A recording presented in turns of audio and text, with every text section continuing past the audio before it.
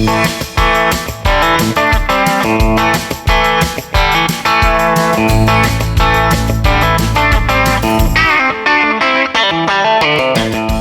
is the Great Alaska Hunting Podcast. I'm Dalton Gray. And I'm Ryan Humphreys. Broadcasting from our hometown of Fairbanks, Alaska. Thanks for listening and enjoy the show.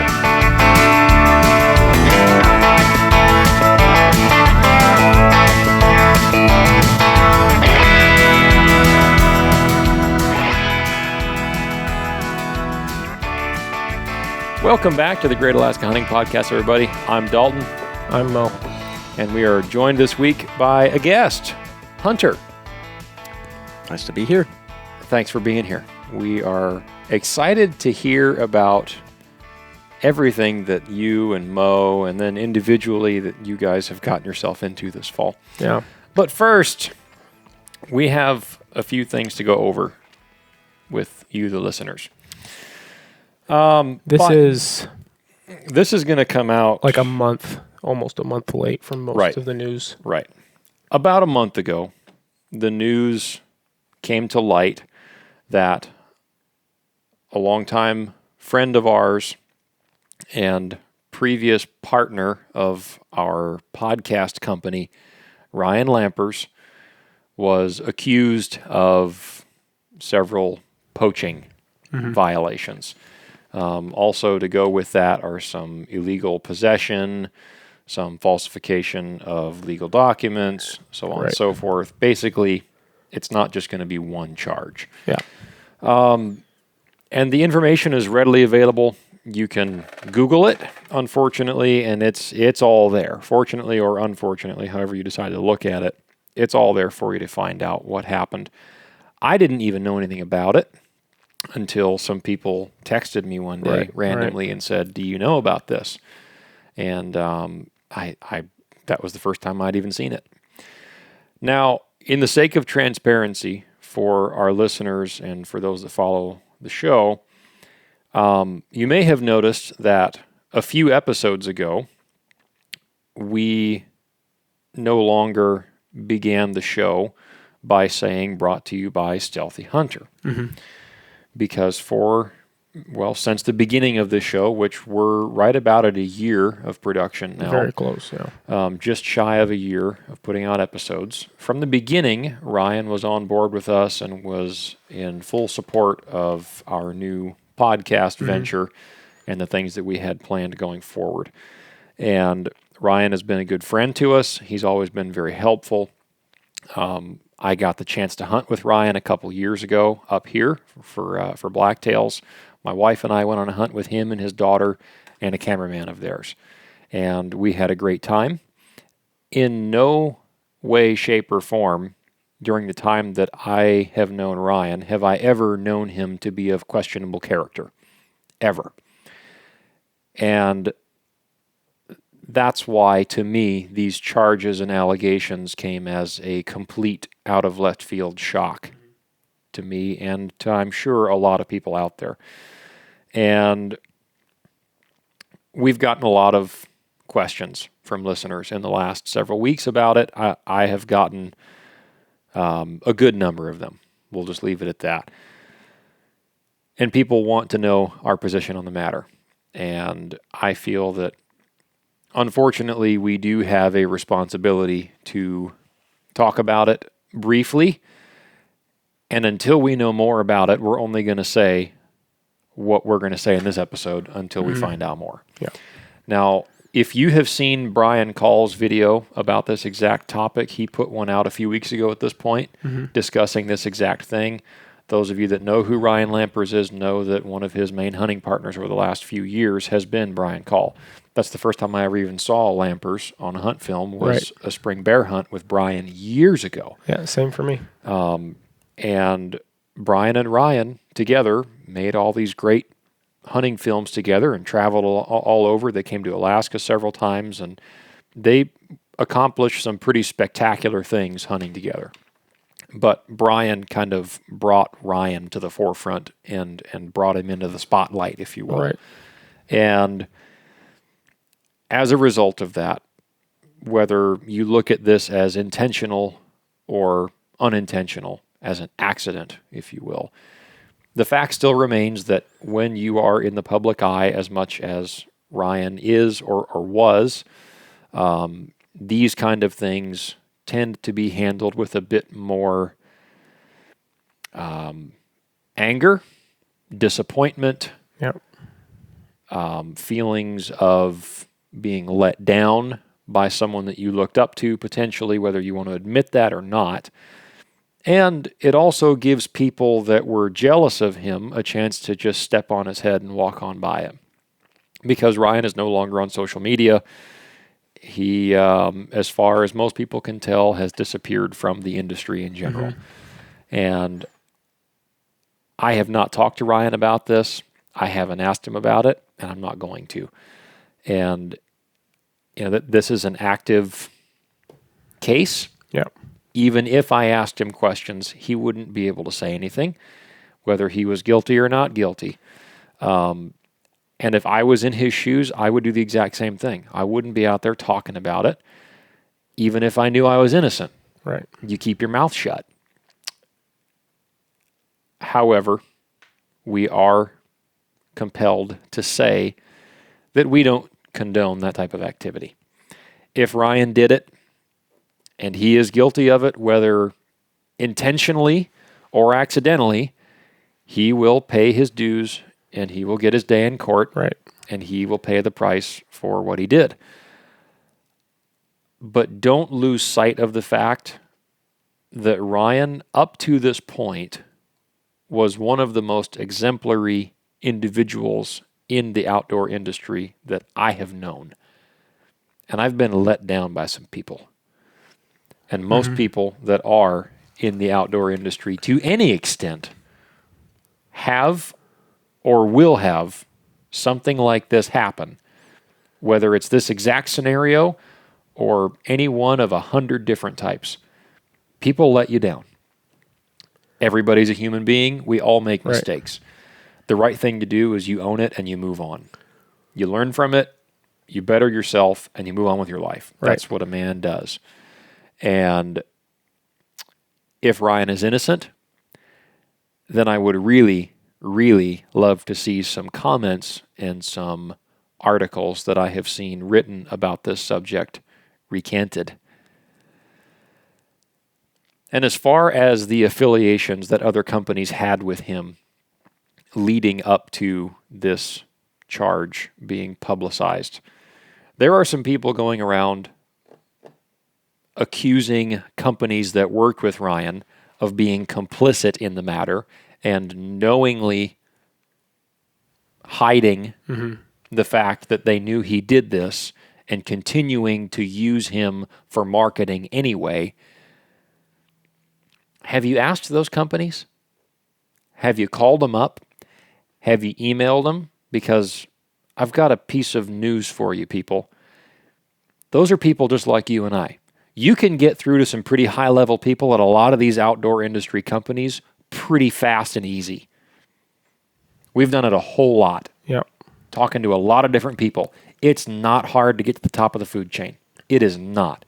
There are people that want to act like it's the little secret squirrel circle of information and, well, you can only be invited into this circle if you're buddy-buddy with so-and-so. That's not true. It's not true.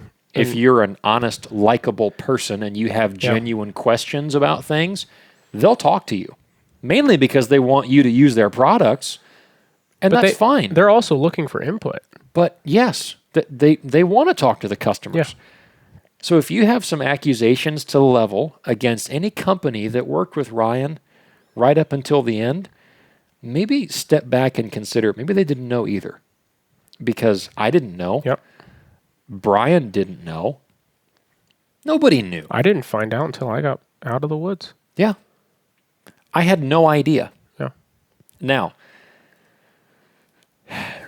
we stopped working with Ryan before this came out because he had sold the production of stealthy equipment, which is the rifle covers, the glassing pads, the first aid kits, things of that nature. All of the equipment, per se, that he made, he sold that and the production rights to Peaks Equipment. Yep. And now Peaks makes the rifle covers and glassing pads and those things. And I reached out to Ryan, again, weeks ahead of when this news came out, and told him, hey, I don't think that we should really continue to portray an official partnership, if you will, just because we don't really use the Stealthy Nutrition stuff as much. Yeah. I have some of it. Which was a different business to begin with. Right. Yeah. But it's not really our thing. And if we're going to work with a company on a partnership basis, it needs to make sense. Yeah. And we were okay with it because, well, Ryan's a friend and he had Stealthy equipment. And it was good gear. And we like the rifle the rifle covers, and we like the glassing pads and the first aid kits. All of which I still have and will continue to use, by the way. I'm not going to throw it away. It's still good product. It is. But we discontinued our relationship on an official basis with Stealthy Hunter or Stealthy Equipment, whatever the correct terminology is, before this came out and without any knowledge of this going on at all. And to the best of our knowledge, hardly anybody else, if anybody else in the industry, knew either. Correct. This country is still innocent until proven guilty, folks. And it seems like a whole lot of us have forgotten that. And I think that's kind of poor. Yeah. And you can have whatever opinion you want. That's also part of the benefit of living in this country.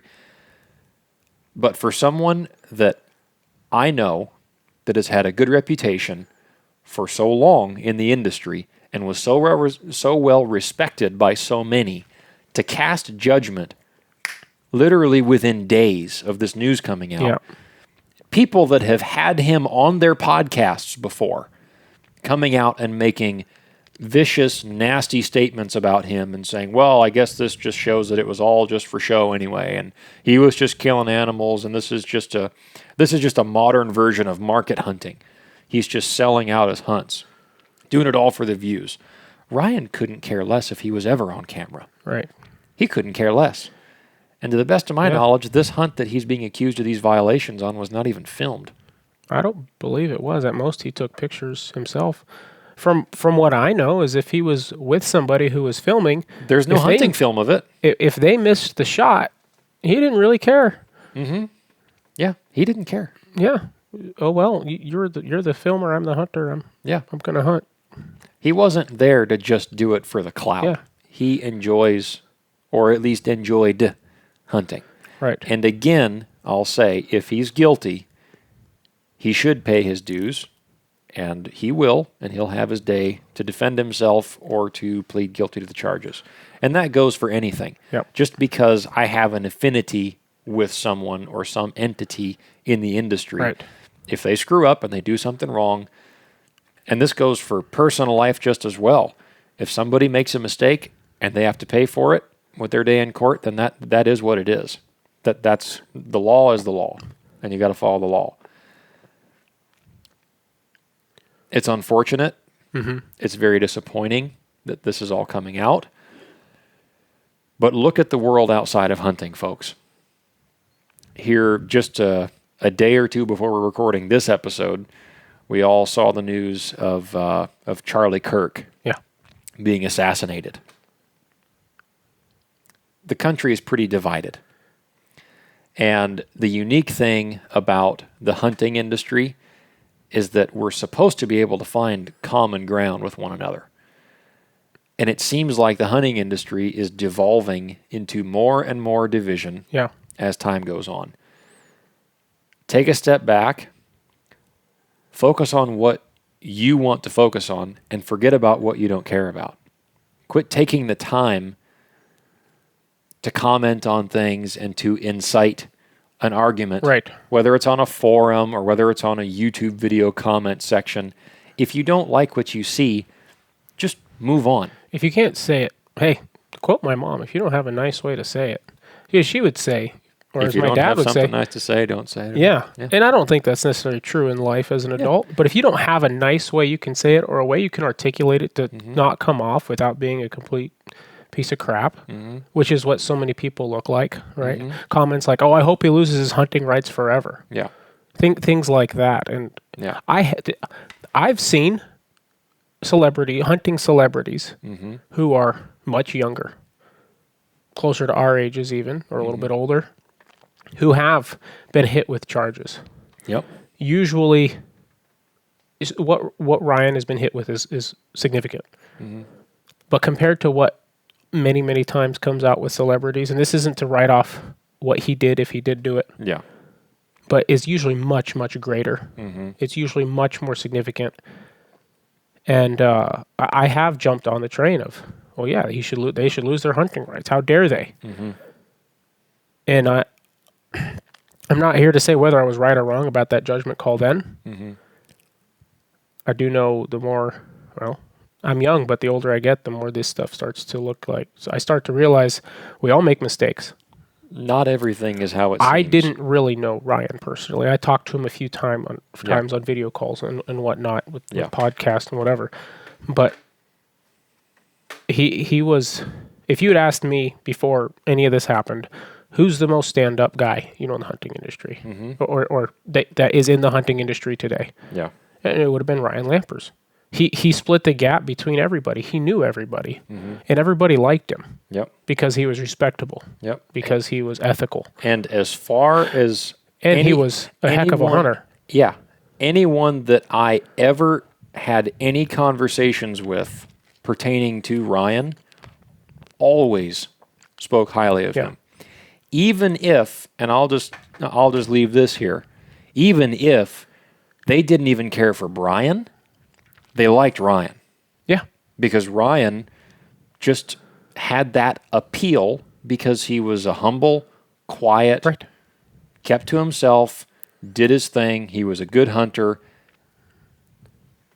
And people like that. And it didn't seem like he was in it just for the sponsorships or just to kill the big animals. I mean, like all of us do, he likes to kill big animals. Yeah. Who doesn't? And if you say you don't like to, then, well, you don't hunt in good enough spots or you're a liar. We all like to kill big animals. Bottom line. It's unfortunate, and our opinion on it is we are disappointed. Yeah. That's our opinion. It's sad. We had no knowledge of it. Yeah. We had no knowledge of it. We're not going to ask any questions about it. Yeah. If he's guilty, then he deserves to pay whatever the deemed appropriate cost is. Yeah. But if he's guilty, I see this as, he was a much older feller than I am. Yeah. He has a reputation of everybody who ever knew him or hunted with him as being the most, if not the most, next to the most ethical hunter in the woods.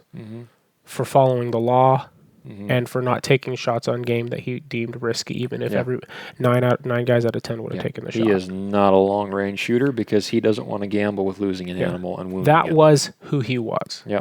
If that has changed, we should, feel sorry for him because of that. Yeah. If his life fell apart or something, I have no clue. Yeah. To where he just didn't care anymore. Well, then we should take that into account and care for the guy. Pray for him. Jesus said, "Let him without sin cast the first stone." Yeah. You look in your own backyard and you tell the world that you've never done anything wrong that you didn't deserve to be punished for in a legal fashion. Yep. Every one of us has. Whether it's speeding on your way down the road somewhere, every one of us has gotten away with things that we shouldn't have. Right.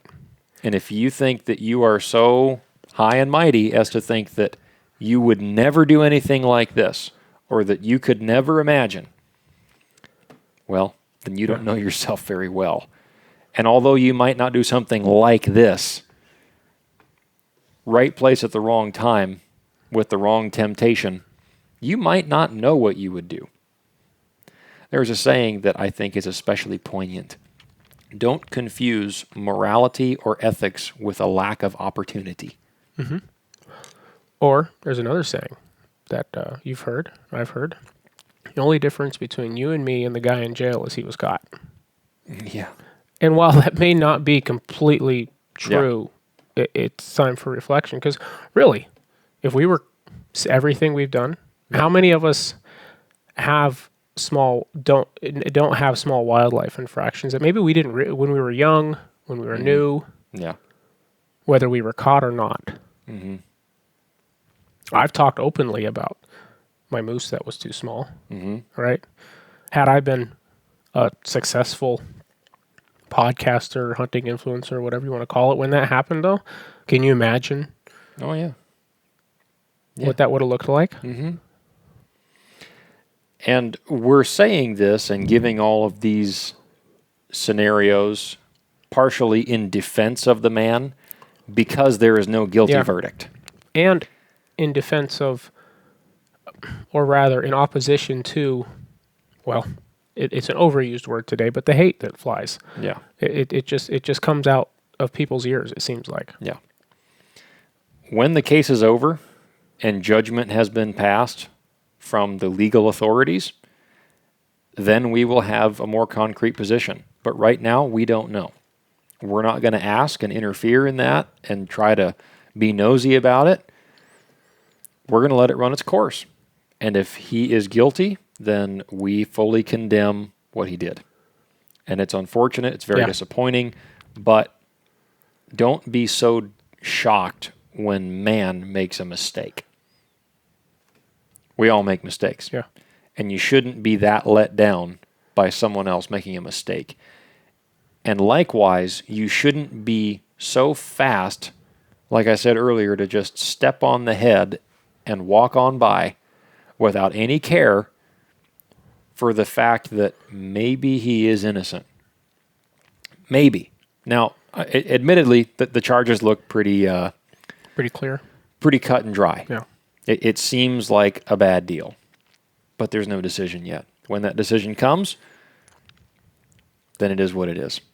And if he is found innocent, then I will be overjoyed and happy. But don't forget, he has a wife and 2 kids. He's still a human being. People make mistakes. And it's not a reason to throw away everything that he was and everything that he exemplified on film and on the air for the time that he was in the industry. You can't just throw all that away. It's still something we can all strive to be. Eat the chicken and spit out the bones. Nobody's perfect. Everybody has haters. And if you don't, then give it time. You'll get them. So, I think that's about all that needs to be said on that. If you guys have questions, don't ask us. Please, just don't message us about it. I don't want to get any more questions on social media. I don't want to get any more emails about it. Just if the last 20 minutes doesn't answer it, then then you're not going to get any more of an answer out of either one of us about this situation than you just heard on the podcast. That's as clear and as explained as we can be on the matter. And we're going to move on, and I think that a lot of people should too. Yeah. And remember, we're all in this together. When hunting is on the chopping block, we all find a way to come together. Think of it as hunting is always on the chopping block. And it's not a wise decision to burn bridges all your way through life. Yeah. And the hunting industry is a small space, and we've not always been perfect about that. And everybody makes mistakes that you can look back on and say, man, I wish I would have handled that a bit differently. And Mo and I certainly have situations in our lives that we could say that about, and I'm sure most people could as well. Just keep in mind, people aren't perfect, and don't hold other human beings to a perfect standard. Yep. And move on with your life. And if you are a God-fearing person, just remember, none of us are without sin. So, if there's nothing more to add, then I got a good transition. Okay, I'm ready for it. Rest in peace, Charlie. Yeah. Yeah. Yeah. I don't know how that's much of a transition. Well, it moves us out of one through another. Yeah. I don't know. I really don't have anything to say about that. I think what needs to be said's been said. Yeah. Death penalty and moving on. Yeah. God bless the USA. Hi, Now- Hunter. Hi. Now on to Hunter, or as I call him, Thing 2. Yeah. So those of you that have listened to the podcast, several episodes ago, we had Hunter Brook and my wife on the show with Mo and I talking about spring bear season. And I've known Hunter Brook for Way too long. 7 years, I think now, Yikes. 7-ish. Right. Yeah. And you, Hunter, I constantly forget your last name. You don't have to say it on the air if you don't want to. That's fine. It's Evans. Okay, Hunter Evans. But I was talking to Mo one day, not that long ago, and he kept talking about Hunter, and I thought, man, Hunter did what?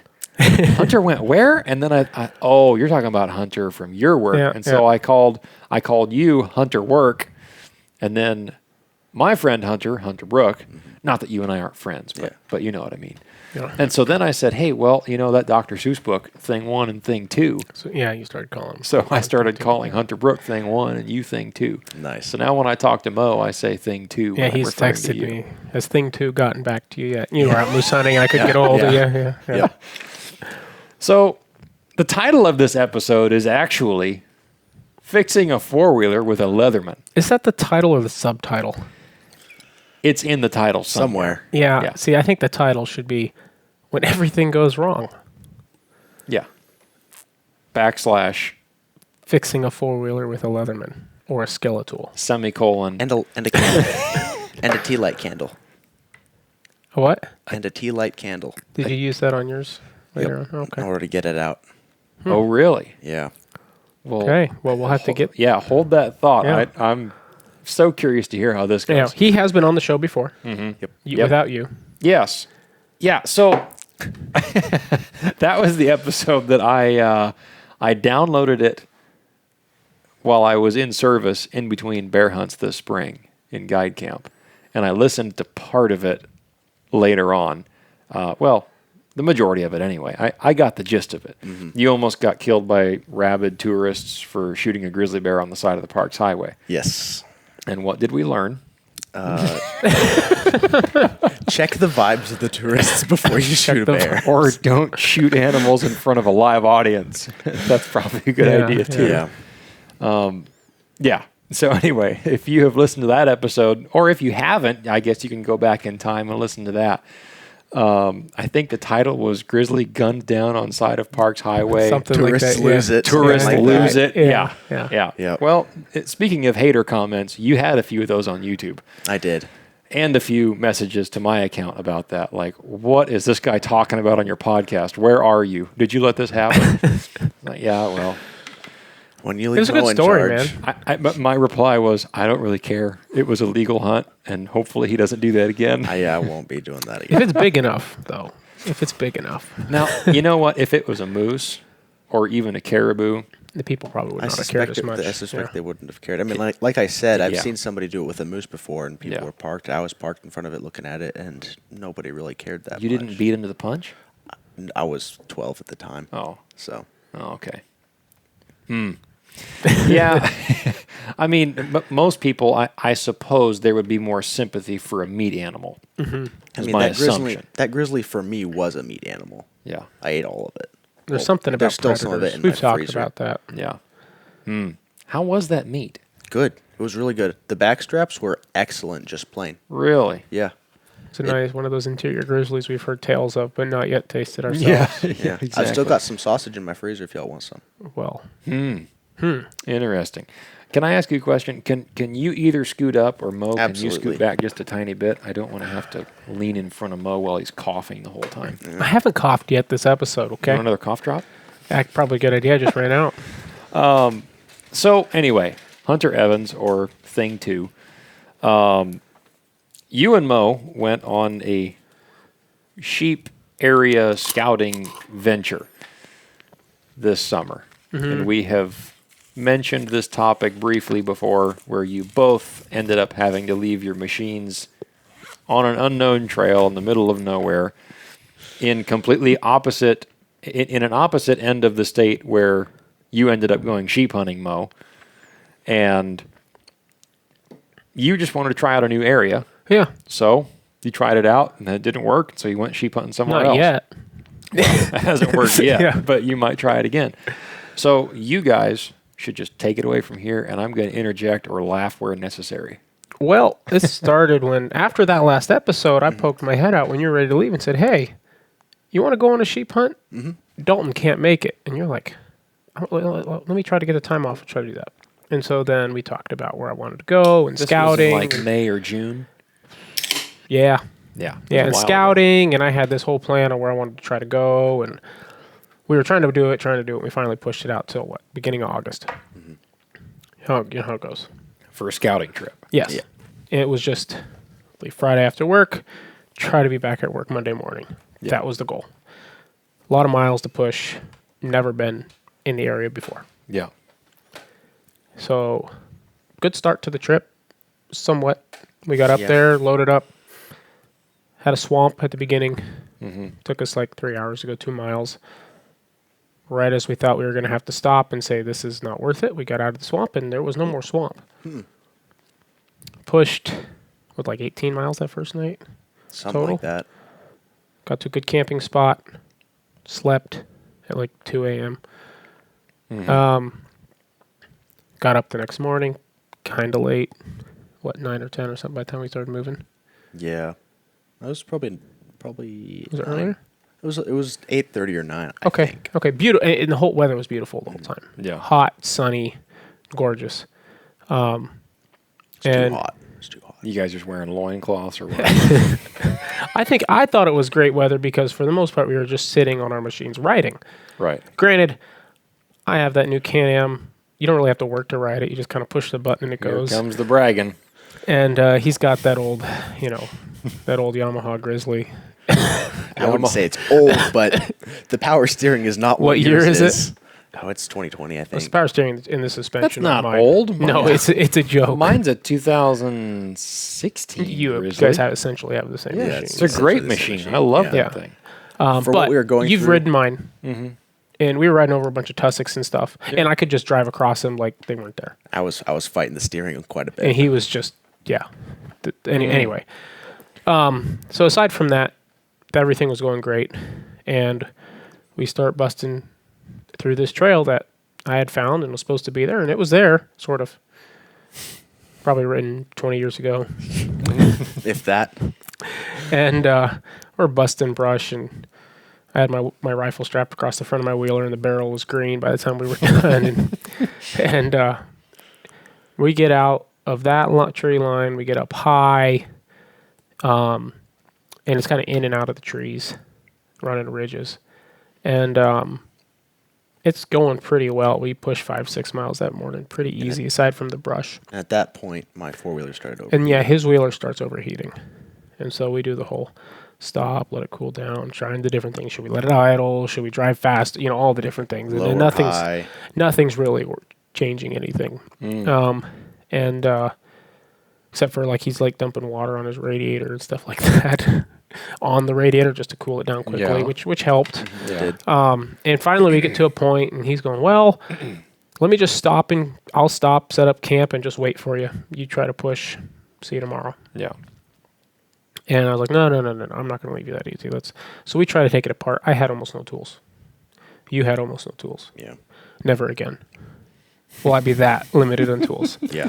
I have a brand new machine. I don't need to work on it. So, I had less than 500 miles on it at that point.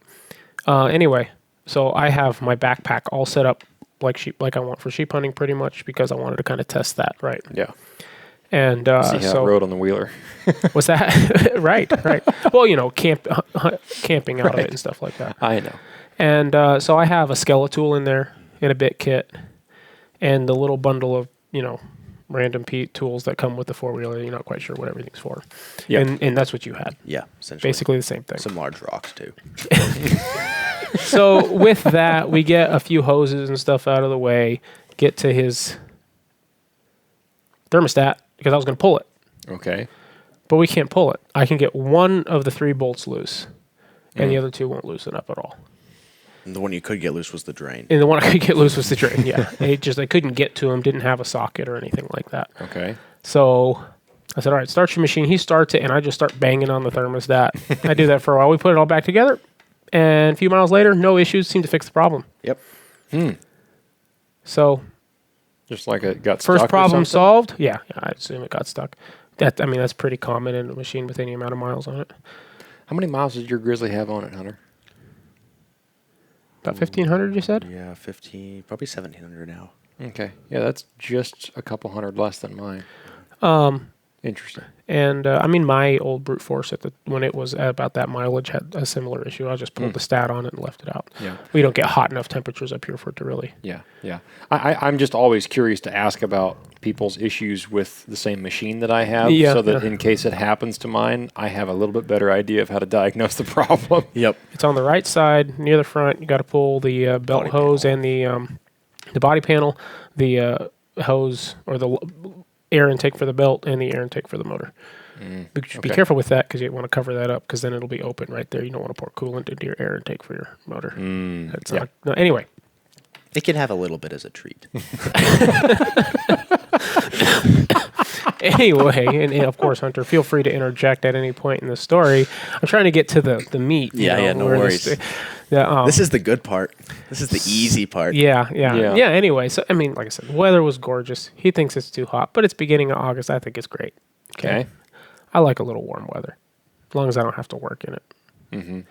And I don't really, at this point, I'm not really working. A little bit on his machine. It was hot enough. The bugs weren't bad. Yeah. That was a benefit. Nice. Anyway, so we roll on a few more miles and we get to a point where the trail's kind of disappeared. I can't see it. I can't find it. And there's these really tall alders, like 10 feet tall alders. And you know what alders are for. Running over. Yeah. So I'm just kind of thinking, all right, I'm going to kind of pull out in these alders and I'm going to try to walk around and see if I can find the trace of the trail, try to maintain. Oh, you're going to walk through the alders, yeah. Right. Yeah. Well, they're they're kind of on top, so they're not too thick. Oh, okay. Anyway, so I'm going to walk around, find the trail. My thought. Okay. So I run over this big alder bush. Find some old ruts or something like that. Yeah. The old markings of the trail. It's real rocky in a lot of this stuff, so it's hard. A lot of it's grown over. Yeah. Anyway, so I run over this big alder. And when I run over it, I see as I'm running over it, I see kind of on the other side of it pop up where I couldn't see. That was in the midst of it. Was a white spruce tree, and I see the root base of it pop up out of the ground.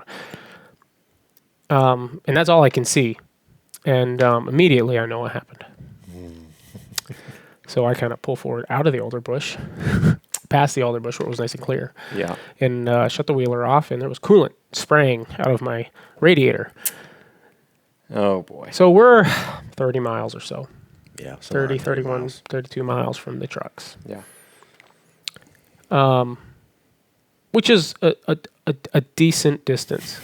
It's a long ways to walk in half a weekend. Yeah. And at this point, it's Saturday morning? That Saturday afternoon. Yes, probably. it was like noon, I think, when that happened. Okay.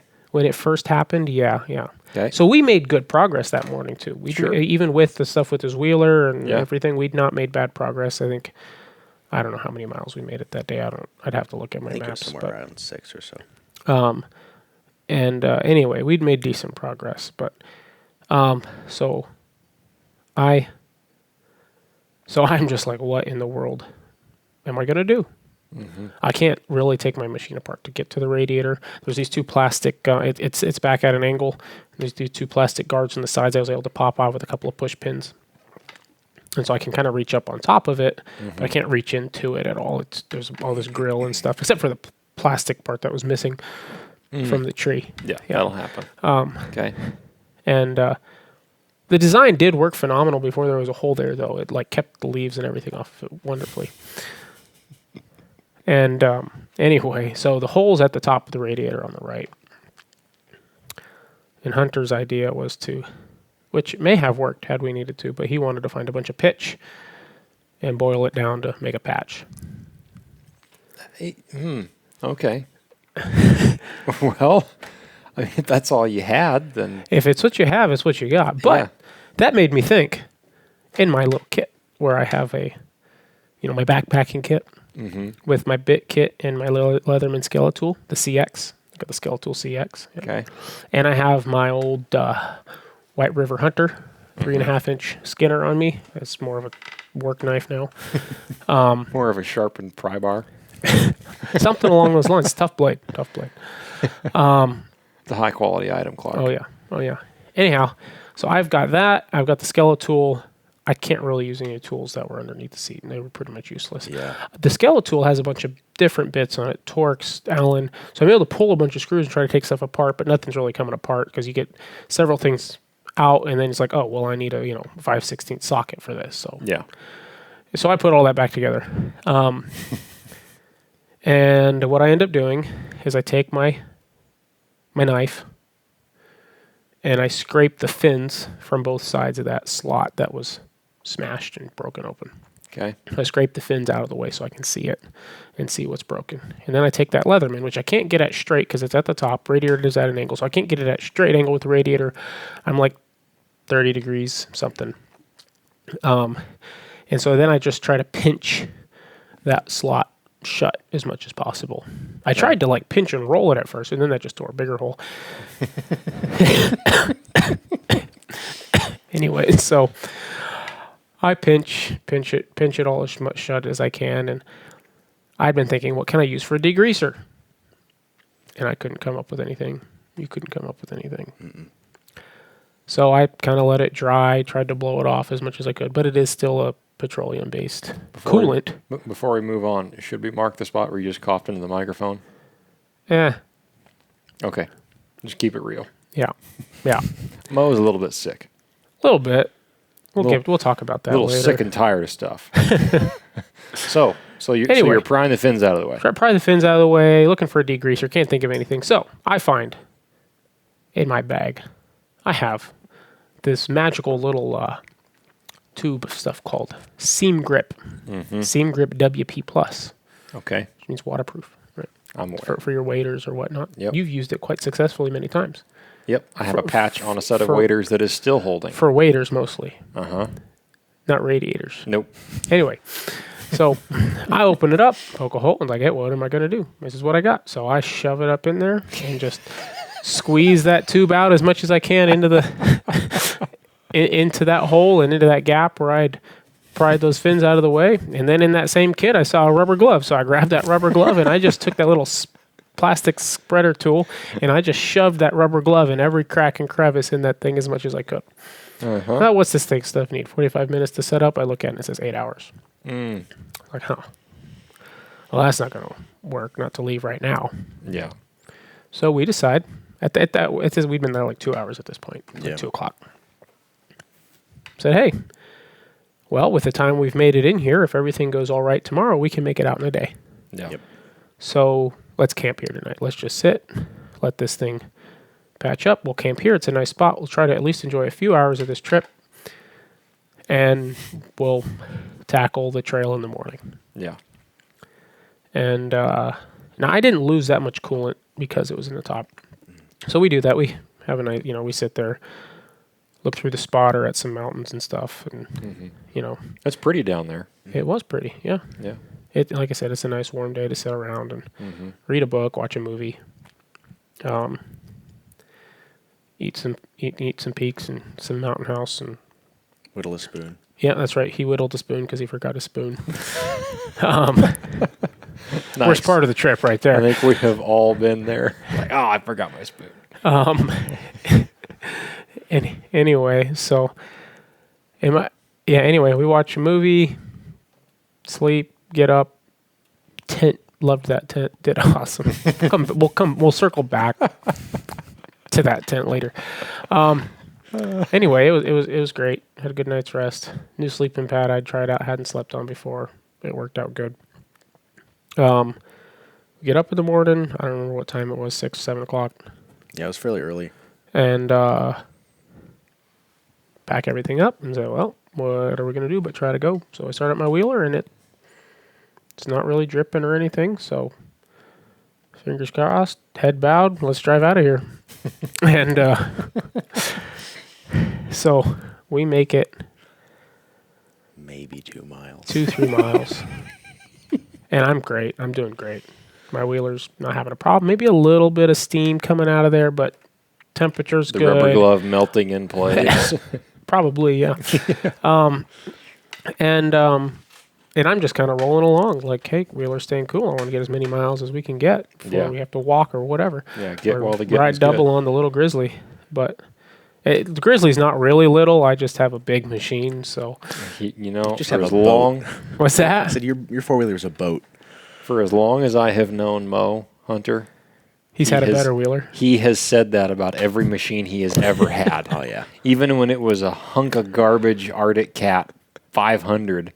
It was still better than what you were driving at the time. I pulled And you how out of many a times- lot of spots. How many times did mine break down? How many times did mine break down? I lost track. The Arctic Cat? The Yeah. Arctic Cat never broke down. I didn't own it long enough.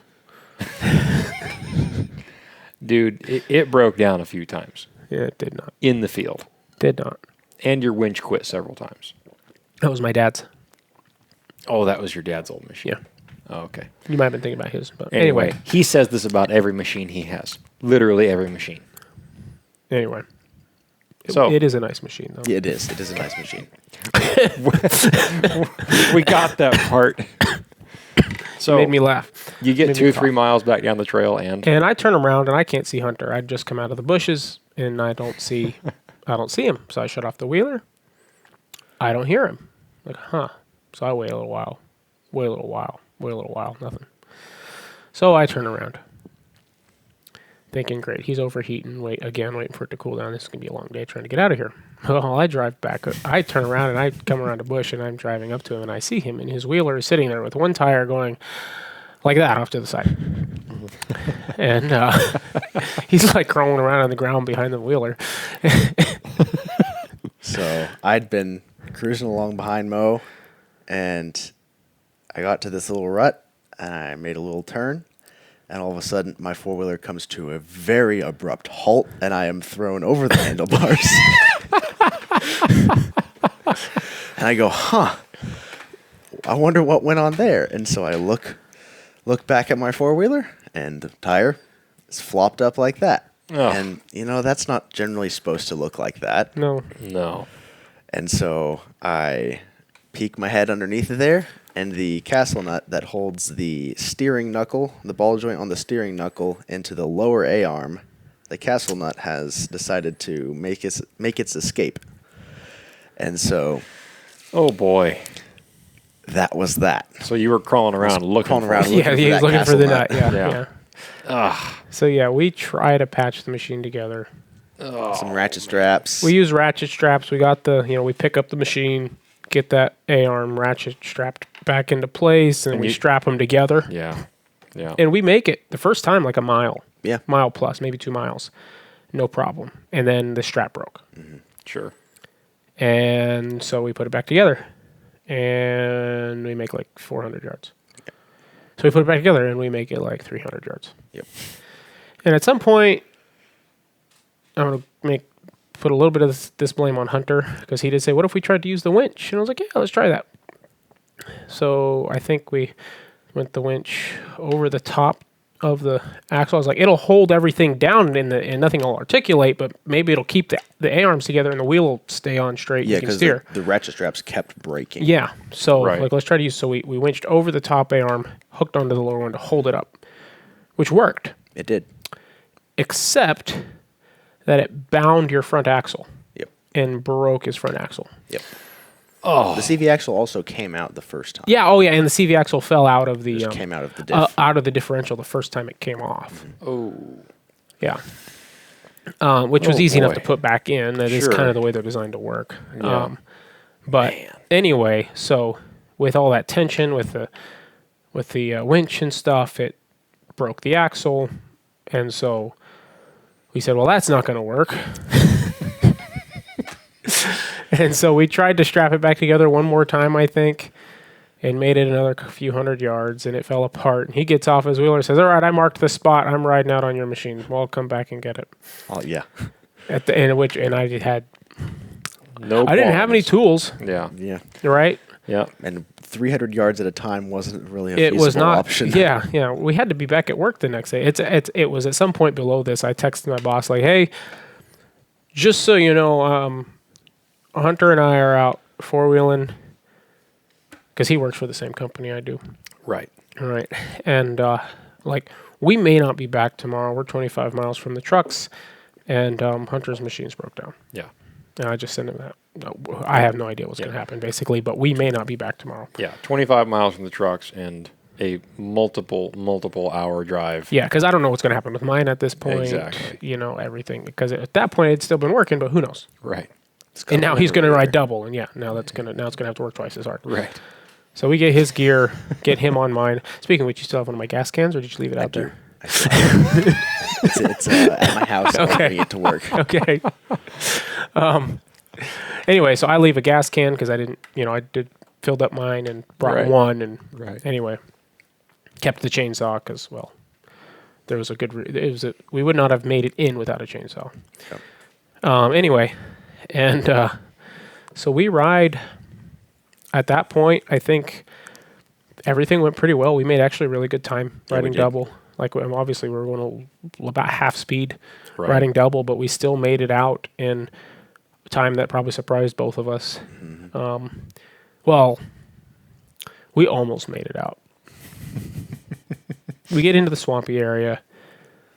I've got a little more experience riding this particular swampy area now, so I'm doing a lot better staying out of mud holes.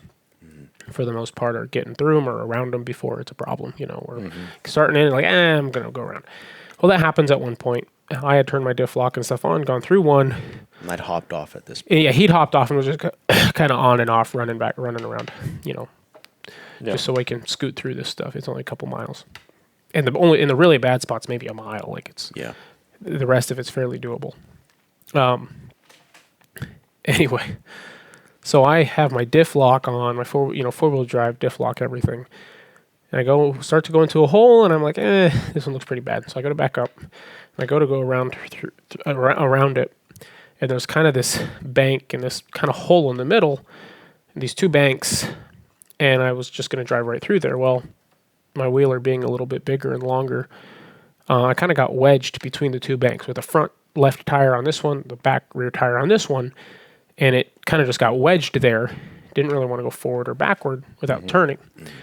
And so I tried to go forward. I wasn't really going to do it. And so I just, in a fit of fury, wrenched my handlebars to the left, put it in reverse, and hit the gas. And it popped right out. Or right into the ditch where I wanted it so I could go forward. And and there was this really loud pop when I did that. Just a really loud pow. And anyway, so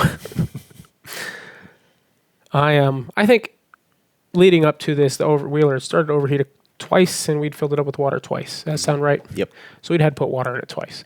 Not bad for 30 miles with the hole in the radiator. Yeah, that's pretty good. It was dripping more at the end of it than beginning, but it was still enough that we were able to get out and find them. Very thankful the patch held as well as it did. Yeah, anyway, no kidding. So it's not really in a mud hole. It's kind of wet, but not super swampy or muddy where this has happened. But I jump off the wheeler, and I don't remember if you saw or what exactly happened, but my handlebars were facing straight forward. My right tire was facing straight forward. My left tire was facing that way about 45 degrees. Yep. And the tie rod had, bent like that and was just pulling that over. So you and tie rods. I know, man. So you and tie rods. we try a few things with the winch and a come along, and just to see, is there any way we can get this thing to roll it out of here? And bend it straight. Yeah, something. Yeah. And I also am cautious from previous experience. I don't want to break something more. Right. I could get very expensive. Yes. Anyway, so we're a mile from the truck. We leave the wheeler and hike out. And anyway, so that was that trip. Except we get to my truck. Oh, yeah. Yeah. Well, we're at my wheeler. Oh, yes. And I look at him. I look at Hunter and I say, hey, you got your truck key, right? Yeah, because you were pulling your truck keys out of your I was wheeler. pulling him out of the box on my You went, wheeler. be bad to forget those. Yeah. And I went, oh. Oh, no. Oh. So he left his truck key on his wheeler, which is my wheeler. 25 miles behind us. Yep.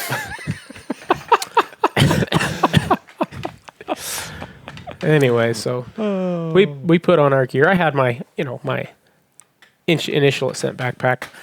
Yeah. And so it was, piece of cake to hike out. I got my truck and poles out, everything, right? I'm just hiking down the trail. And he's got his dry bag with straps. Got a dry bag with backpack straps, no hip belt. And another backpack. And he had a regular backpack, like on the front. That's right. It was like a day pack. And so I have my big old orange dry bag in front and my day pack on there and my rifle up on top. And I'm just like walking through the woods. I'm just like hiking along, like, you doing good back there?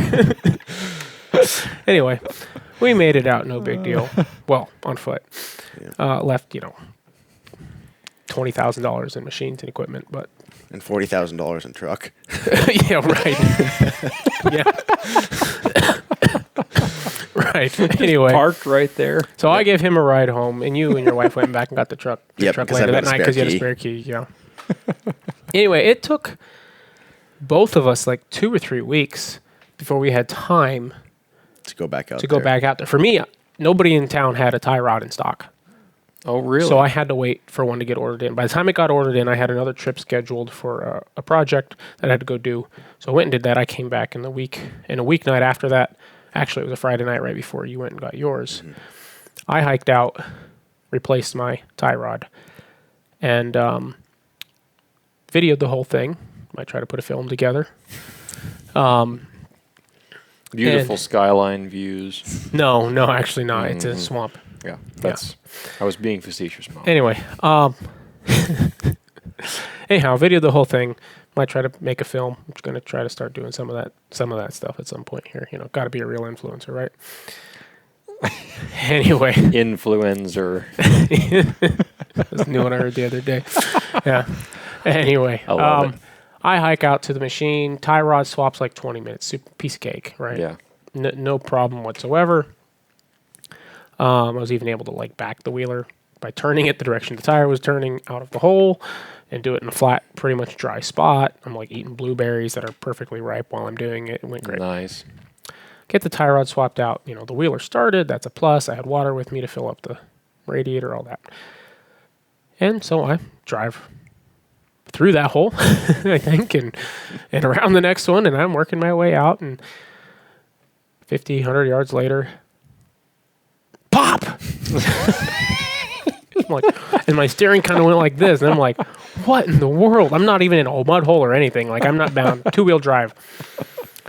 And my front axle, I went and looked at it, and you know how it goes into the boot on the side. Well, It wasn't going into the boot like this. It was going into the boot like that, pointing below the knuckle. And I was like, well, that's not supposed to look like that.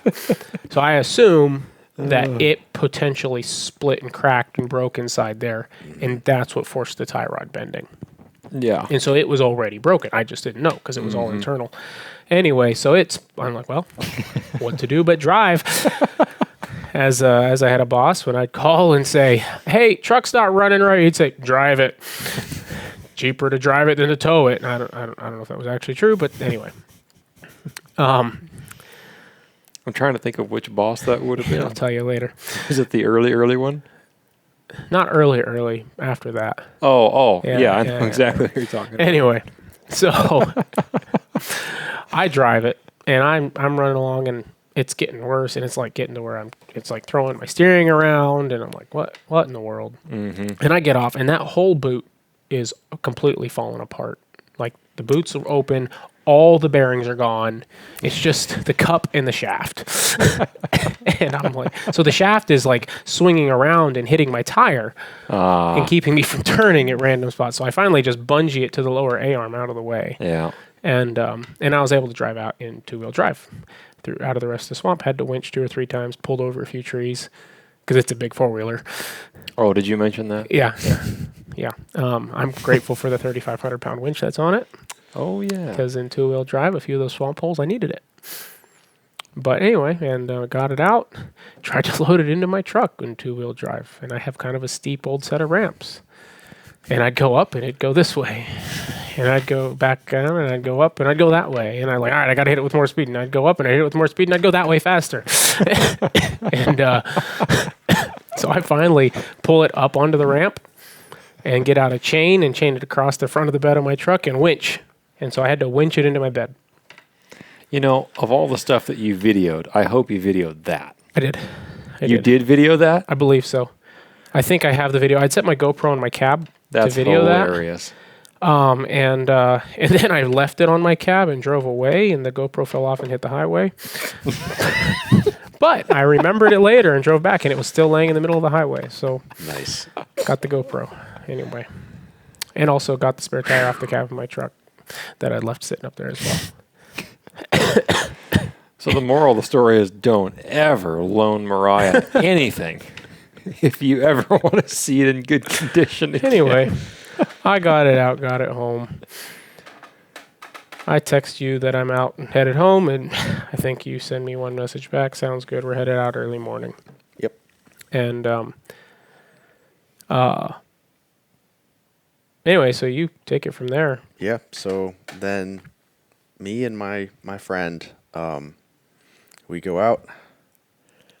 Probably we meet at my dad's place because my dad is Right. I should clarify. Yes. I would have been with you on this, except that my 4-wheeler was broken. I Yeah. had a broken radiator, all this stuff, and he had texted me like, "You want to try to go with us? Fix yours first?" I'm like, "Dude, till I get the radiator fixed and stuff, sorry, but I'm not riding 30 miles back in there Yeah. until I have a fully working machine." And I'd offered to come help you as well. Yeah, you had, but there was just too much to do in the field, Yep. right? Yeah. Anyway, So basically, my dad was going to lend us his 4-wheeler, which is the exact same model as mine, for me and my friend to ride out all the way out to my 4-wheeler. I'd ordered all the parts in. We'd taken the part on my 4-wheeler that was broken apart on my dad's machine, put it back together to make sure okay, it was. okay. We hadn't fully taken it apart. We'd taken most of it apart. That's good. We'd taken most of it apart, but not everything entirely. And so we put it back together, got my dad's machine loaded up, left at probably 4:30 a.m. I know it was early. 'Cause Saturday I woke up morning. and had some thoughts about the trail that I was texting you, like, here's this and here's this and here's this, which you didn't get probably till you got back. Yep. I was like, man, why didn't you respond? I thought, oh, Now, quick interjection here. We're not going to give hard timelines for travel Okay. because of Just location. Yes. Yep. Okay. So we woke up pretty early, got out there, got out onto the trail. It had been raining all night, and it was raining pretty heavy, so we were in our rain gear, riding out. And that first little bit before you even get to the swamp, there was that long clay mud hole. kind of driving up it. Yep, driving up it, and it ate the 4-wheeler. Yeah, the ground clearance. And what kind of tires? Just ITPs or? Those are Spudlights? Grizzly, Maxxis Zilla something or Okay, other. okay. So they're decent Yeah, mud tires. Yeah. It ate the 4-wheeler. Yeah. It was below, the tires were completely There was sunk. a lot of mud there. There's a lot of clay in Oh. there. And the ground clearance on those machines and the short wheelbase and everything. Yep. Just, And so we were winching and winching and winching just to get through. And it's a pretty long yeah, mud. I had to winch back down it to go through it in 2-wheel drive going downhill Yeah. through it on my way Wow. back. Yeah. And we had a guy, I was walking, but a guy, 2 guys gear, bunch of gas. It was overloaded machine. And so we're winching and winching and winching. We finally get out of there. And then we start going through. And then I eventually kind of lose the exact trail that we were on. And it just sort of braids through. So, Through the swamp? through the swamp. And so we just eventually, I brought my chainsaw. We were just cutting. Just making your way Just through. making a whole new trail, going through. We get through there, we get up, and without too much issue, we make it out to my 4-wheeler in a day. The weather was absolutely awful. It was raining It sideways. was really nice the nights before. Yeah, I'm glad. It was raining sideways. It was probably 40 degrees. It was not enjoyable. We were taking turns driving. The guy who wasn't driving was absolutely freezing, and the guy who was driving was overheating immensely because, I mean, we had over Just 1,000. trying to steer that machine. Yeah, we had over 1,000 pounds on that four-wheeler. And so... And you're sitting with your legs straddling over that hot engine. Yeah. Yep, and the it felt like the power steering was out. It wasn't, but Yeah. it sure felt like it. Yeah. And so we make it all the way to my machine in pretty decent time. And so we get out there, we get all our tools out, we get all the parts out. I brought a tarp to lay everything out on. Yeah. We get the wheel off, and we go to take the big nut that holds the axle onto the hub off, and it does not move. Did you have like a big breaker bar and cheater We had bar and a- everything? We had a large socket wrench. Oh, you didn't have like a We cheater didn't with have a it, cheater yeah. with us. Or impact. Not an impact either. And so we go to, it was sort of tabbed in there. There was a slot where you bend the nut over into the axle. Yeah. So we get that sort of jimmied out, and then the screwdriver tip breaks off and further wedges it in Oh, there. I also broke a screwdriver tip in my axle on my way out when I had nice. that broken axle. Yeah, anyway, go ahead. And so we're jumping up and down on it on the socket wrench. We've got a regular box end wrench with the hole side on the end of the Yeah. socket to Yep. help leverage it down. Nothing's working. We've got a machinist's mallet that we're banging on the end of the wrench with to try to Man. get something to work. Nothing works. We spent probably an hour and a half to 2 hours just fighting that thing, trying to get it off. Oh, man. And it's pouring rain, super windy, super cold. Our fingers are numb. And so we realized, and we took my jet boil and tried to heat it up with my jet boil to see if we could get it to loosen up with the jet boil. Did you actually buy a jet boil? No, it was my little Snow Peak MSR pocket rocket. Oh, Okay, you had a pocket yeah. rocket with you. No. Oh, no. Just like this Snow Peak version of a pocket rocket kind of deal. The thing Oh, you had when you gotcha. were with me? Yeah. That's not a that's like an ancient heavy piece of It's camping titanium, man. equipment. Yeah, and it's like this big. Anyway, go ahead. So it's not coming off. And so we decide the next best thing is we have two of the castle nuts that go on there. And the reason we were trying to pull the steering knuckle off was because the ball joint, the threads on the ball joint were completely completely shot. buggered. Right, and you had to press it off to. And we had to press it off, so we're just going to replace that whole thing. And so we decide, hey, we're either not getting it out or we're going to thread one of these castle nuts on there as best we can and try to get it on there just tight enough, but not tight enough that it strips. And we've got a bunch of cotter pins. We're going to shove as many cotter pins through that hole as we can. And so we do that. We get her tightened on. It did not want to thread on there, but we eventually got it. We got it up there. We get everything set, put everything back together, and we very gently and gingerly ride it out to where we camped the first night on the way in. And we slept there for the night. Perfect. We woke up, and we started heading back out, and I was thinking, oh man, this is actually going pretty well. And that night that we'd slept there, my buddy had mentioned that if that nut failed, we needed to find some sort of aluminum soda can or something if we could along the trail, because we could try to shim the threads Oh, make them a little more effective, yeah. by wrapping the piece of the sidewall, the aluminum can, around the shaft of the ball joint to use the second castle nut on if this one failed. And so I saw that they had some of those little tiny tea light candles with the aluminum cup, and so I just put one of those in my pocket. And so I grabbed one of those, we headed out, and 2 miles in, I hear chunk. And fortunately, it was the lower part of the A-arm was riding along the inside of the rim, and so it didn't didn't fully completely come fall off and apart. throw me off the front of the four-wheeler again. And so And at this point, my CV axle had just completely thrashed itself beyond everything. It was still attached, but the boot, one part wasn't spinning and one part was spinning, so the boot was just trashed. And so we take that second castle nut, and we take our little piece of aluminum from the tea light candle, and I take my knife and I cut a thin strip of around it, and we measured around the end of the shaft of the ball joint. We cut it, and he gently threads it on there, and we stuff it full of more cotter pins, and we start heading back out again, and we get most of the way out, and then we started having issues because I had to be in two-wheel drive because that axle was thrashed, and one of the reasons that I believe one of the reasons the first castle nut that we put on there came off was because I'd thrown it in diff lock. And I think it was pulling the front end into the tussocks harder than it was in two-wheel drive, and so it was just beating on it even harder. And so I had it in two-wheel drive the rest of the way out.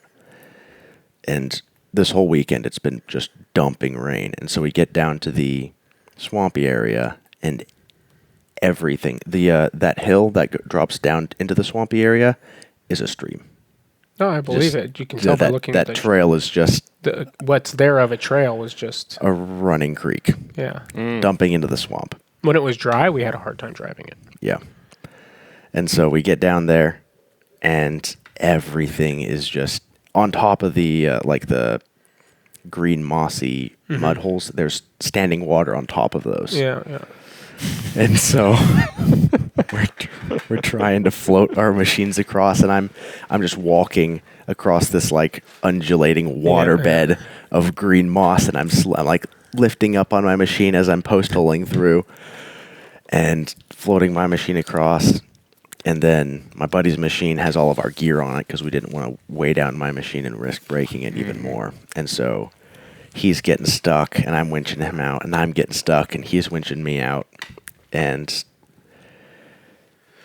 the trail was not very defined at the beginning, and so we lost it again. Would have been nice to have those tracks. Tracks, yeah. Well, that's why I was thinking. Oh, he'll need these, yeah. Hours after. And so we finally make it out to that massive clay pit, and we're looking at it, and it's got a bunch of running water in front of it. And so I stepped into it, and I went up to my knee. Oh. And I went, I don't think we can make it around this. And so we ended up pulling out the chainsaw. When I went. Oh yeah, yeah. So I pull out the chainsaw, and we just make a big old cut around. Oh, did you? Yep. And we made it back out, and that was that.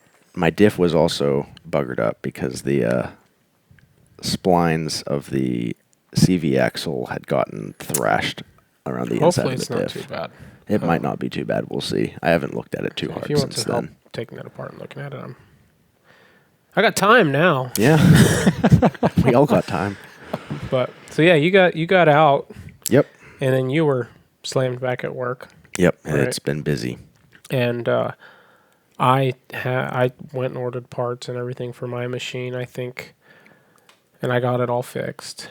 I think I'm $900 in parts, $800 or $900 to fix everything that broke on that trip on mine. How much was the radiator? $400 or $450 or something like that. So you had to buy a radiator, a CV axle, a tie rod. Yeah, it seems like there was something else, but that was the big three. The CV was like $260. Oh, really? Yeah. The tie rod was $70, man. He's cheap. Yeah. I'm gonna take my old one and bend it straight and put it with the wrenches for replacing it. And for long trips, I'm gonna have a spare kit. Hopefully, I never need it, and it is bent and weak. It will have been bent, but I'm gonna straighten it out. Buy another one. I'm just gonna straighten it out because it's a spare. You should never need it. Just buy another one. I have to order it though. And when is your next big wheeler trip? I don't have one planned at the moment. Exactly. So you should buy one. I'm not gonna buy a $70 tie rod and I have one. Anyway. So yeah, I got mine all fixed up, And then you decided to go to a totally different area to go sheep hunting. Mm-hmm. You came home and There's said, no 'Cause way we we were were still going back supposed to out to go. that spot. Yeah. Yeah. Well, he says he'll never ride that trail again. Which whatever, whatever. I'll do it. I'll do it on a different type of machine. I see, and really the trail wasn't that bad. We just had bad luck. I'll do it a different time of year. If we had more time to go in, right? Well, Trying to do. if Mo only had a bigger machine. Yeah. So I'm looking at bigger an 850. I tell you what, a 6-wheeler in Argo would have made short work of that. Yes. Argo would have sucked on that. I've ridden Argos a lot. Argo would have sucked climbing, and then everything. Yeah, but you would have gotten there. Yeah, We did get there. We wouldn't have put a hole in the radiator. Well, see, Exactly. But You know what else would have worked? A Sherp. yeah. Going through the swamp, there would be some trees to deal with. we'd been cutting a lot of trees with an Argo or a Sherp. A lot of trees. Or you just run over them.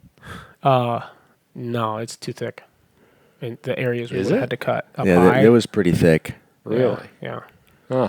The parts that hadn't been run in years would have been what was tough. Yeah. Huh. Anyway, Interesting. Um, Okay. So then, so then you went sheep hunting. so then I went sheep hunting.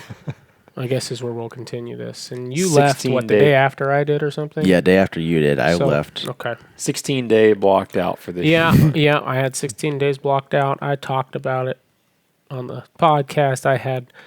So I made a couple of fatal, prideful mistakes. Fatal. Well, fatal for the trip. Okay. Yeah. I think that kind of. I mean, I'm alive, so I think that goes. Yeah. Anyway, I made a couple of mistakes that were very much due to my pride, in thinking I was more than who I was.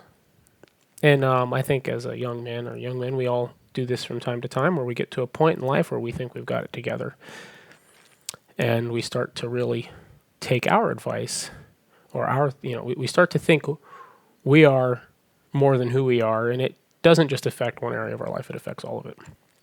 And I had gotten to a point like that, and you don't see it when you're there. No. Or if you should see it, you're blind to it. And anyway, and so one of the things I had done was I bought that tent, that Big Agnes Copper Spur 3 Limited. I bought it impulse buy. I talked to one person I knew, and I do trust about some gear questions, but I should have considered a lot more than I did. And I bought an impulse, that 3-man tent. Like I said, we spent a night or two in it out there. Yeah, it's lovely. It was very comfortable, nice tent. Very calm. Yeah, great. Well, yeah, the weather was very calm, but even in a moderate wind, it would be fine. But it's not constructed for wind. Yeah. It's supposedly designed to be able to handle a little bit of wind. If you compare it to something like an MSR Hubba Hubba, it falls kind of just under ratings of what kind of wind it's supposed to be able to handle. Yeah. But I think that's overrated on Big Agnes's part by quite a lot. Yeah. It seems like from what you had, and then from what I've had my MSR tent in, the MSR is far superior in wind.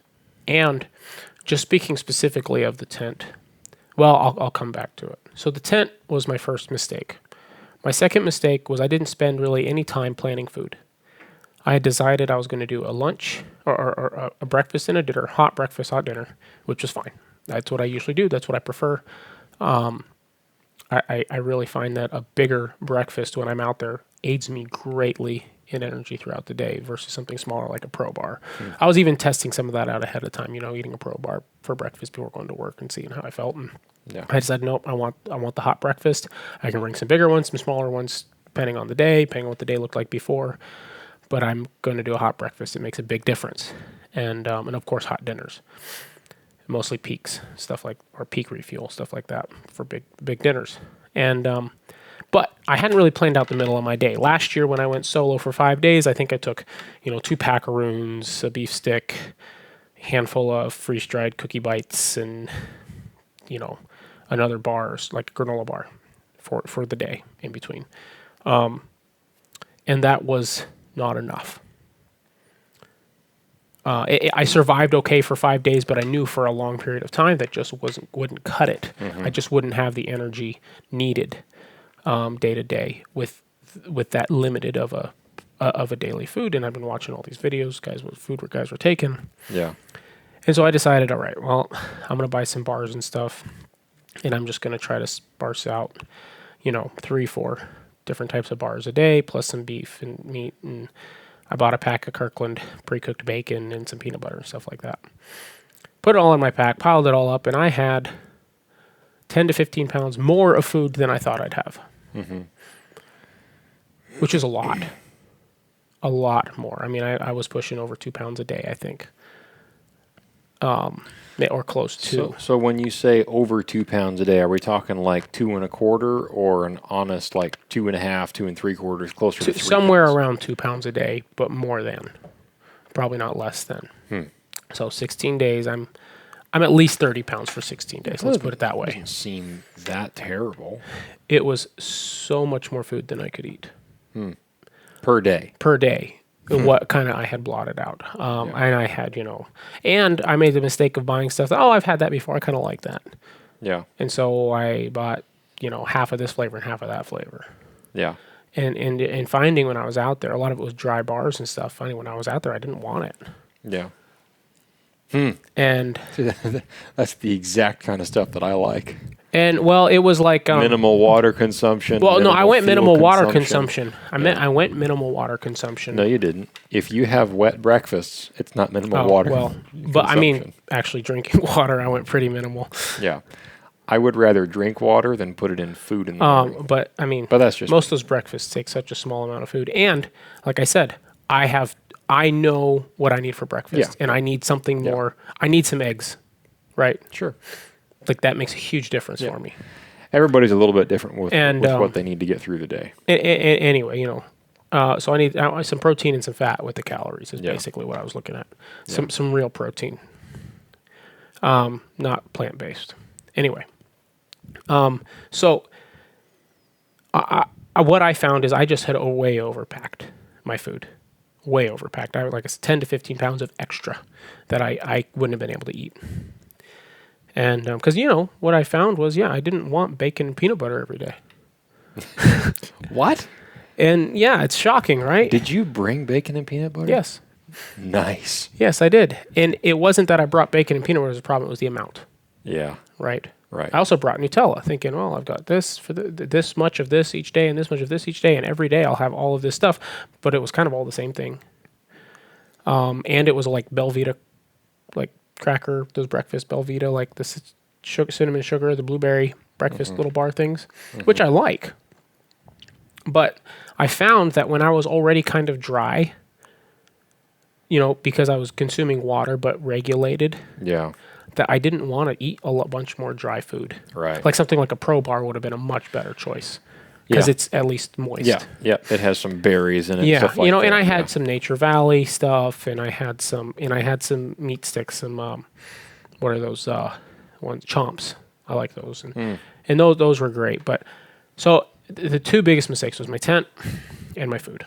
Way overpacked food. I think I had been saying I should have been close to 60 pounds.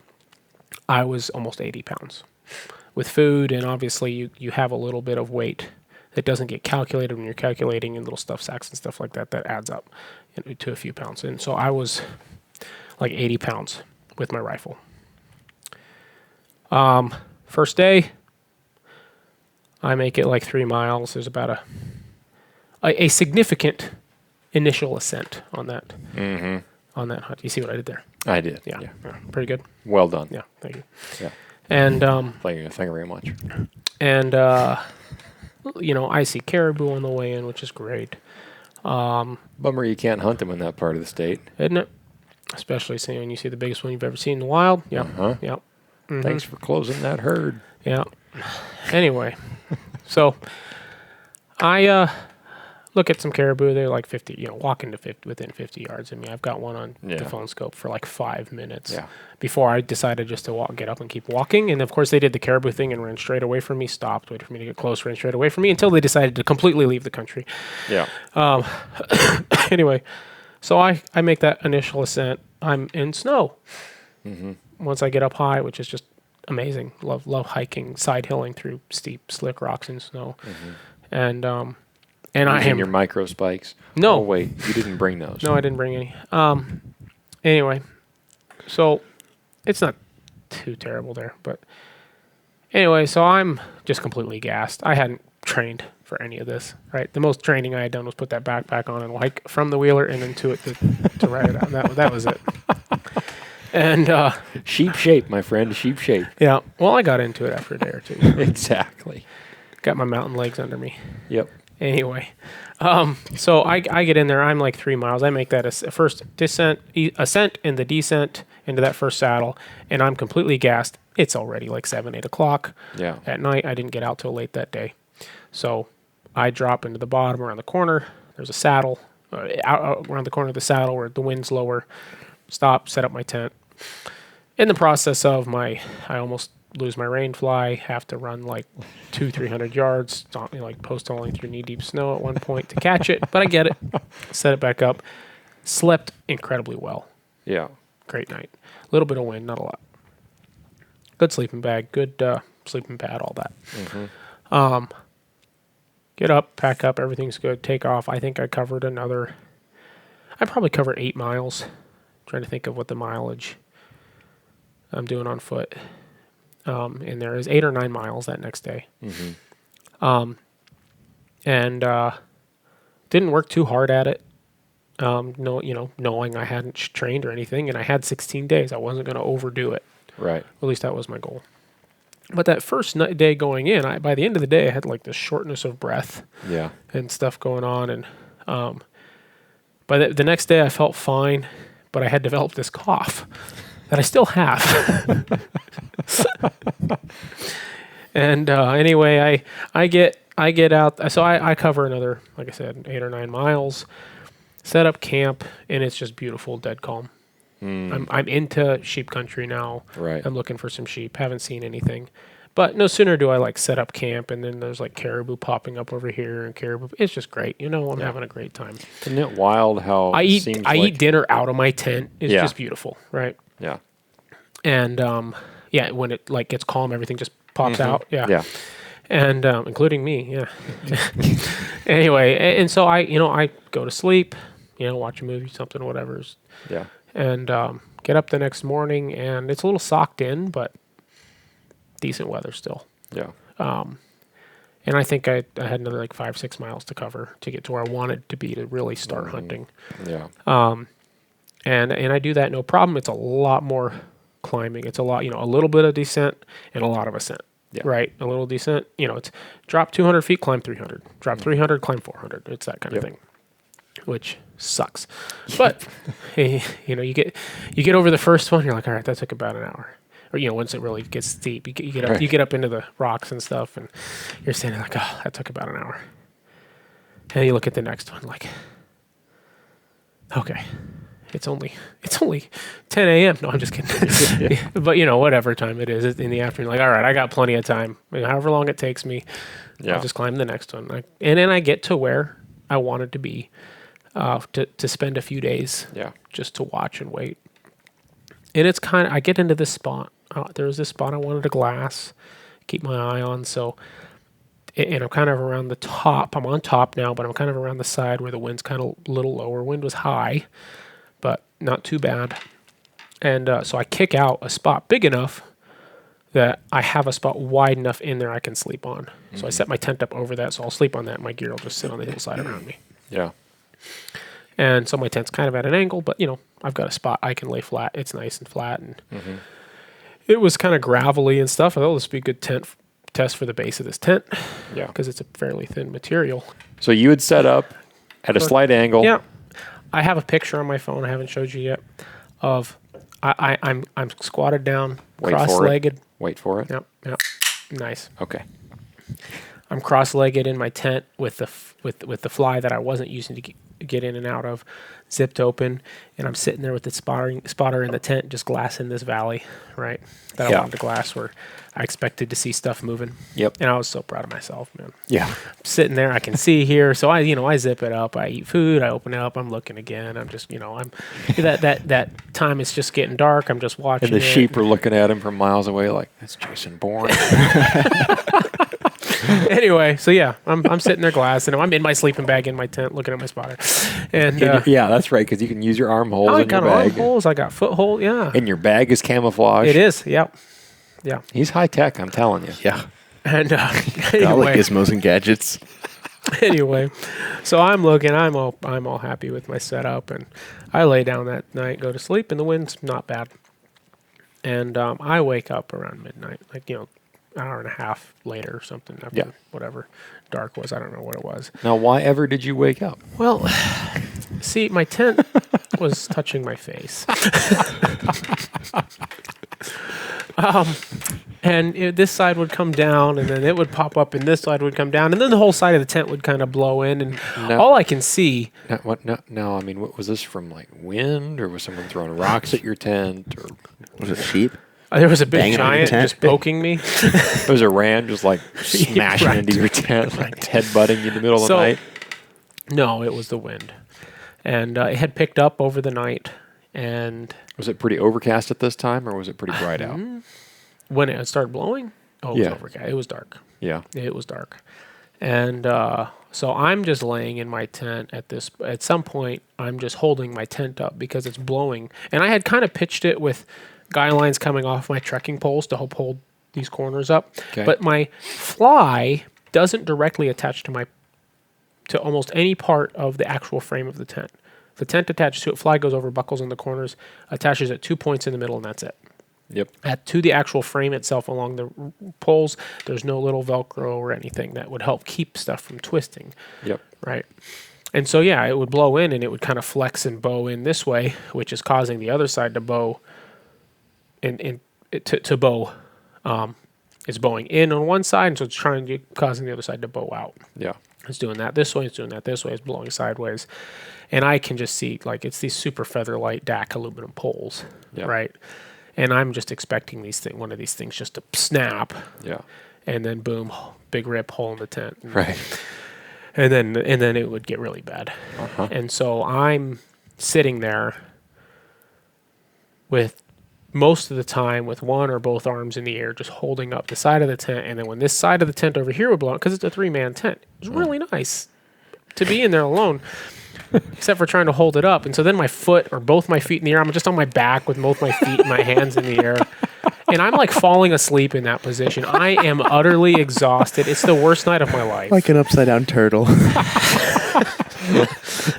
Like a beetle that can't flip back over. He's just moving his hands. I wasn't laughing that night. I know you weren't laughing. I was not laughing. And I don't know what time the wind dies down enough that I can let go of my tent so I can pack my gear up. Uh-huh. So I do that. I get out of the tent and the wind picks back up, and I'm just watching it do that from the outside. And so I'm just like, all right, I got to get this thing packed up. So I'm trying very, very carefully to take it apart in such a way that it doesn't try to, blow away while I'm And at this point, what time is it at this point? Like, was it daylight out? not really. And it started raining. Oh, fun. Yeah. And so I put my rain gear and stuff on in the process of this. And anyway, I don't know, 6 a.m., 5 a.m., 6 a.m., something like that. And the wind picks back up just as fierce as before. 50-mile-an-hour gusts. Oh, yeah. It was intense, Yeah. if not higher, but it was at least that. I've experienced as high as 70 and 80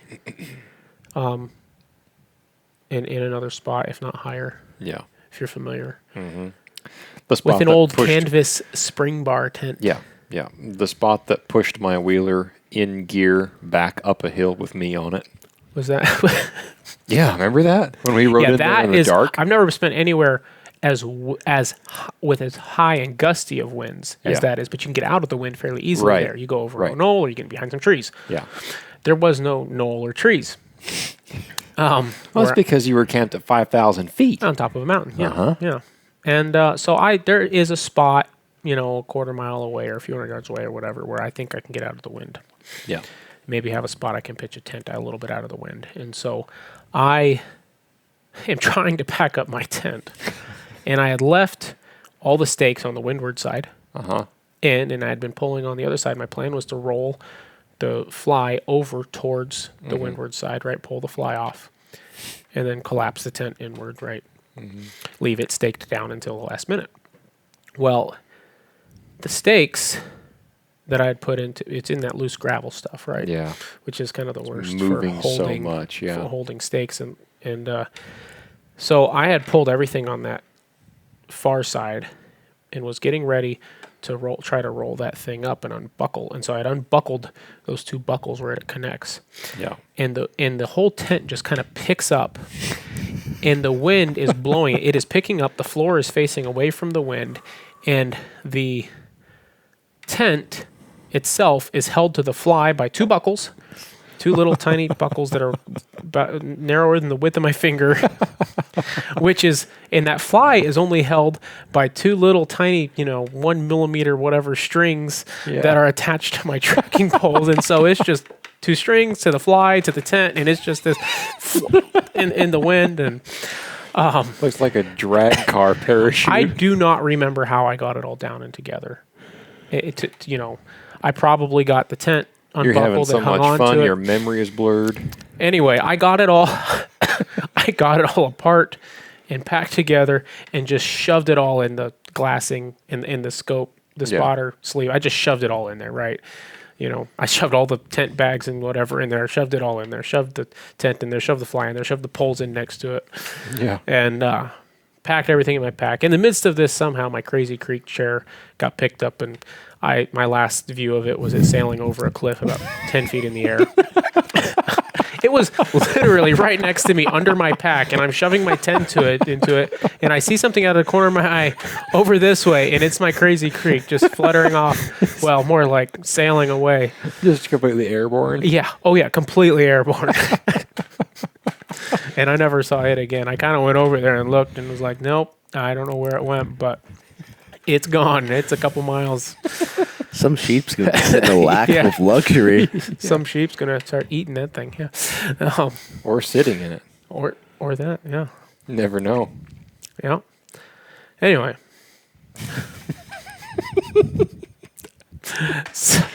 I was not laughing. Anyway, so I pack up my gear. I find a spot where I can kind of sit out of the wind and where I think the wind is going to maybe not be so bad. And I just sit there for like 3 hours. And so you had gone to the north side of that ridge. I was on the north side originally, which was away from the wind. Right. But I kind of went back the direction I'd hiked in. There was a spot over there. There was a little more stuff in a spot where I thought maybe there's a spot big enough to pitch. And I was like, with this stuff and with this, maybe I won't be able to. Yeah. Maybe it won't be as bad. So I sat there for hours, listening to the wind around me, looking at like, okay, like, is this better for the prevailing wind? And it was. So I pitched, ended up pitching there and crawling right in it and going to sleep because I was exhausted. Hadn't slept the night before. Got up. It's all kind of blurred those next few days because I slept that afternoon a few hours, got up, ate something, hiked around, glassed, like actually tried to hunt. And I don't know if it was that day or the next day. I don't think it was that day. I don't think I saw anything that day. It was very windy, nasty that day. Not really socked in much, kind of in and out. But yeah. Was that the day that you texted me that you could see? That was a couple of days. Yeah. So I'm not sure which day I texted you that. There was a couple of like Did you get evenings. some pictures of that? I did. I would love to see those. Yeah. Anyway, that day wasn't, I felt better that day than I did the night before. I think I was already kind of texting you like, dude, this, I don't know if I'm going to be able to stick this out. There's just with this tent and stuff. Yeah. And you had encouraged me to like. I was trying to keep. I know, because I'm sitting there like, how in the world am I, of all people, me? I'm Mo, right? How I can't go back early, right? Which once again is just a pride problem. And but anyway, but I don't want to go back early, right? I want to be there. So I by evening and stuff, it's windy, but things have gotten kind of back to feeling normal. And I go to bed that night, and the wind picks up. And it pretty much, I sleep very fitfully that night. I feel like, seems like barely at all. Because so at this point, were you just tying your ankles to each top corner of the tent for support? Well, where I'd moved the tent, I'd figured out some better ways to guy it out with what it had. I didn't have to hold the tent up any. Okay. It was supported. At least it was for as long as I was there. If the wind had picked up more, it may not have quite held. And was that spot a bit more flat too? Yeah. I had a better base. So you had less wind coming up underneath the tent than you did before, being on an angle. And I had less wind hitting the top of the tent. Right. It was more of a cross. Right. Which still made for very loud. Oh, yeah, sure.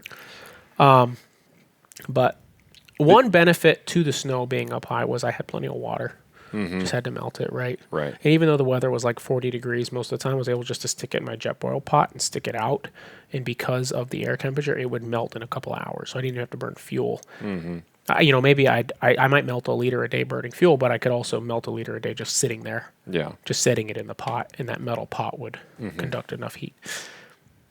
And anyhow, to make a long story short, didn't sleep hardly at all that night. Not holding the tent up, but probably nightmares from the night before from the sounds of the wind combined with just not sleeping from the sound of the wind. Every time that fabric just whoosh, the next you day just are back awake. was okay, normal. I got up, ate some breakfast, went out, did some glassing, didn't see anything, came back, ate, or maybe anyways. At some point I ate. Some point I took a couple hour nap. And then the wind calmed down and the sun came out that afternoon and I saw a couple of sheep, a couple of small ones here and there. Caribou popped up again everywhere, Yeah.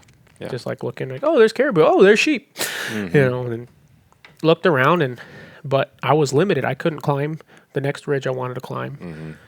It just wasn't worth the risk. Yeah. I was thinking while I was there, a few years ago, before I was married, I probably would have done it. I probably wouldn't have had second thought, like, yeah, whatever. Probably would have just climbed the ridge. But now I've got a wife and kids and, Got a little more to lose now. They've got a lot to lose. Right.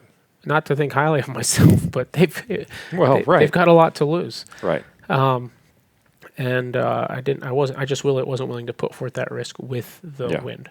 Yeah. And so my other option really was to move into the bottom and either hunt the bottom there, which wasn't any advantage over where I was. Where I was better than being in the bottom. Yeah.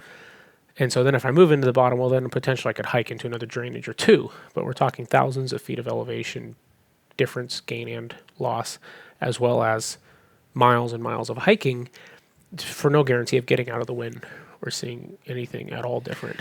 Well, and once you drop and start side hilling like that, you cover so much less country efficiently. Right. When you're able to be on top, or if you're in areas where you can hunt the bottom efficiently, some parts of the state. Yeah, this wasn't like wide valleys I can walk through the middle of and glass up the sides. Right. This is narrow valleys, high ridges, and everything is spidered out into itself. Right. So you'd be hiking a few miles this way to look up a few hundred yards. Exactly. And you'd be hiking this way another couple miles to look up a few hundred yards, and then hiking 1,000 feet over this one to look at, and it would just be, it would have been, was it doable? Yes. Yeah. But I had no guarantee that I was going to find a better spot to pitch my tent down there and I was going to get better sleep. Yeah. And that's what did it for me. If it hadn't been for the wind, I would have probably moved.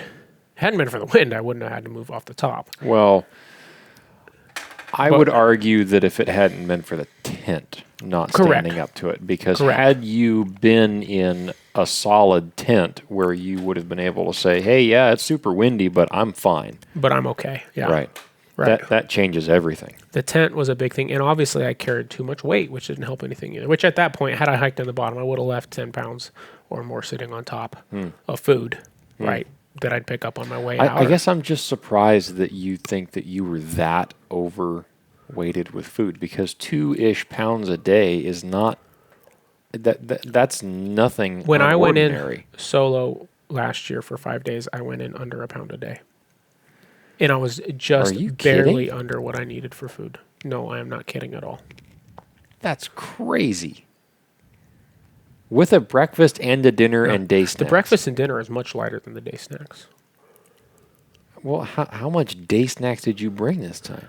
Too much, because I didn't plan enough. I figured, I got this. I'll just throw some stuff together, which is what I'd done last year. And I just threw stuff together, but I was like, I need a little more.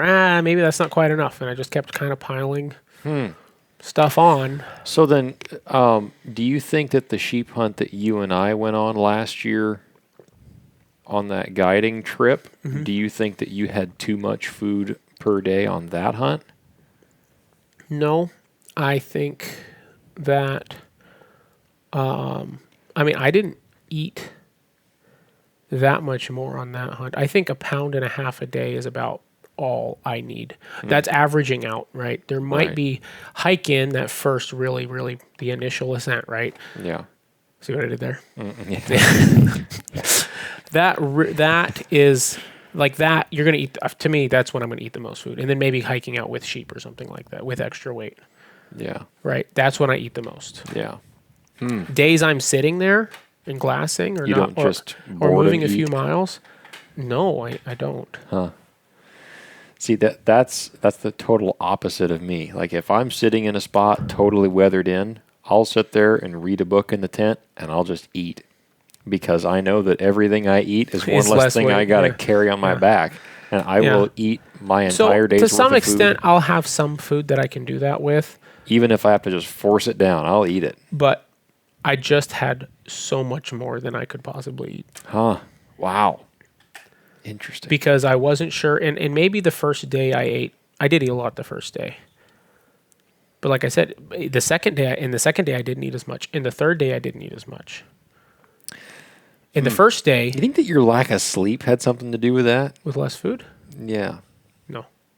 You think that you were just messed up and like you just weren't hungry, like maybe you were stressed out or something like that? No, well, I go back to no, I don't think it was that. Well, if you count calories, right? Say 3,000 to 3,500 a day for a really rough day, Yeah. right? Or One I peak mean, meal is 1,000 on average. Okay. Okay, a good breakfast is a good, hopefully 500. Yeah. Okay, Yeah. so that's at least half, Mm-hmm. right? It doesn't take very long with a few bars and snacks Mm-hmm. to make up the rest of that. And so, yeah, on a rough day, if you're pushing that much, and then on a day you're sitting around, like I said, I don't boredom eat that much when I'm out there. But yeah, Interesting. I just had I carried it all out. I didn't have a sheep to carry, so I was so ready for you to just stay out there that if you came back and you were willing, I was just going to give you my Hillberg solo and say, Oh, yeah. get back after it, man. no. Once I made it out, well, in I the know. last day I out know. was the last day out really did it for me. It was nasty, but anyhow, I had 2-3 days in that spot. Couldn't sleep at night because of the noise. Trying to make up for it during the day, but running out of gas, trying to walk a few hundred yards to glass. Yeah. Just you know that Yeah. it's not going to work. Yeah. You're not sleeping. You're not eating. Yeah, Yeah. and I was eating regularly at that point. But so until I couldn't sleep again one night.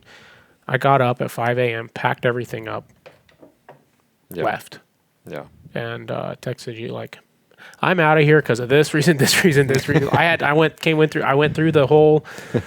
I didn't call it this, didn't even think about it this way at the time, but the pros and the cons, right? Thinking, sitting there like, what about this? What about this? Well, what about this? Well, what about this? And I came to the conclusion, it just doesn't make sense to stay. Yeah. Like, yeah, I have time, but what if I drop into the bottom? There's no guarantee that I'm not going to go do way more work than I have the energy to do right now. Yeah. And Well, have any better of a situation.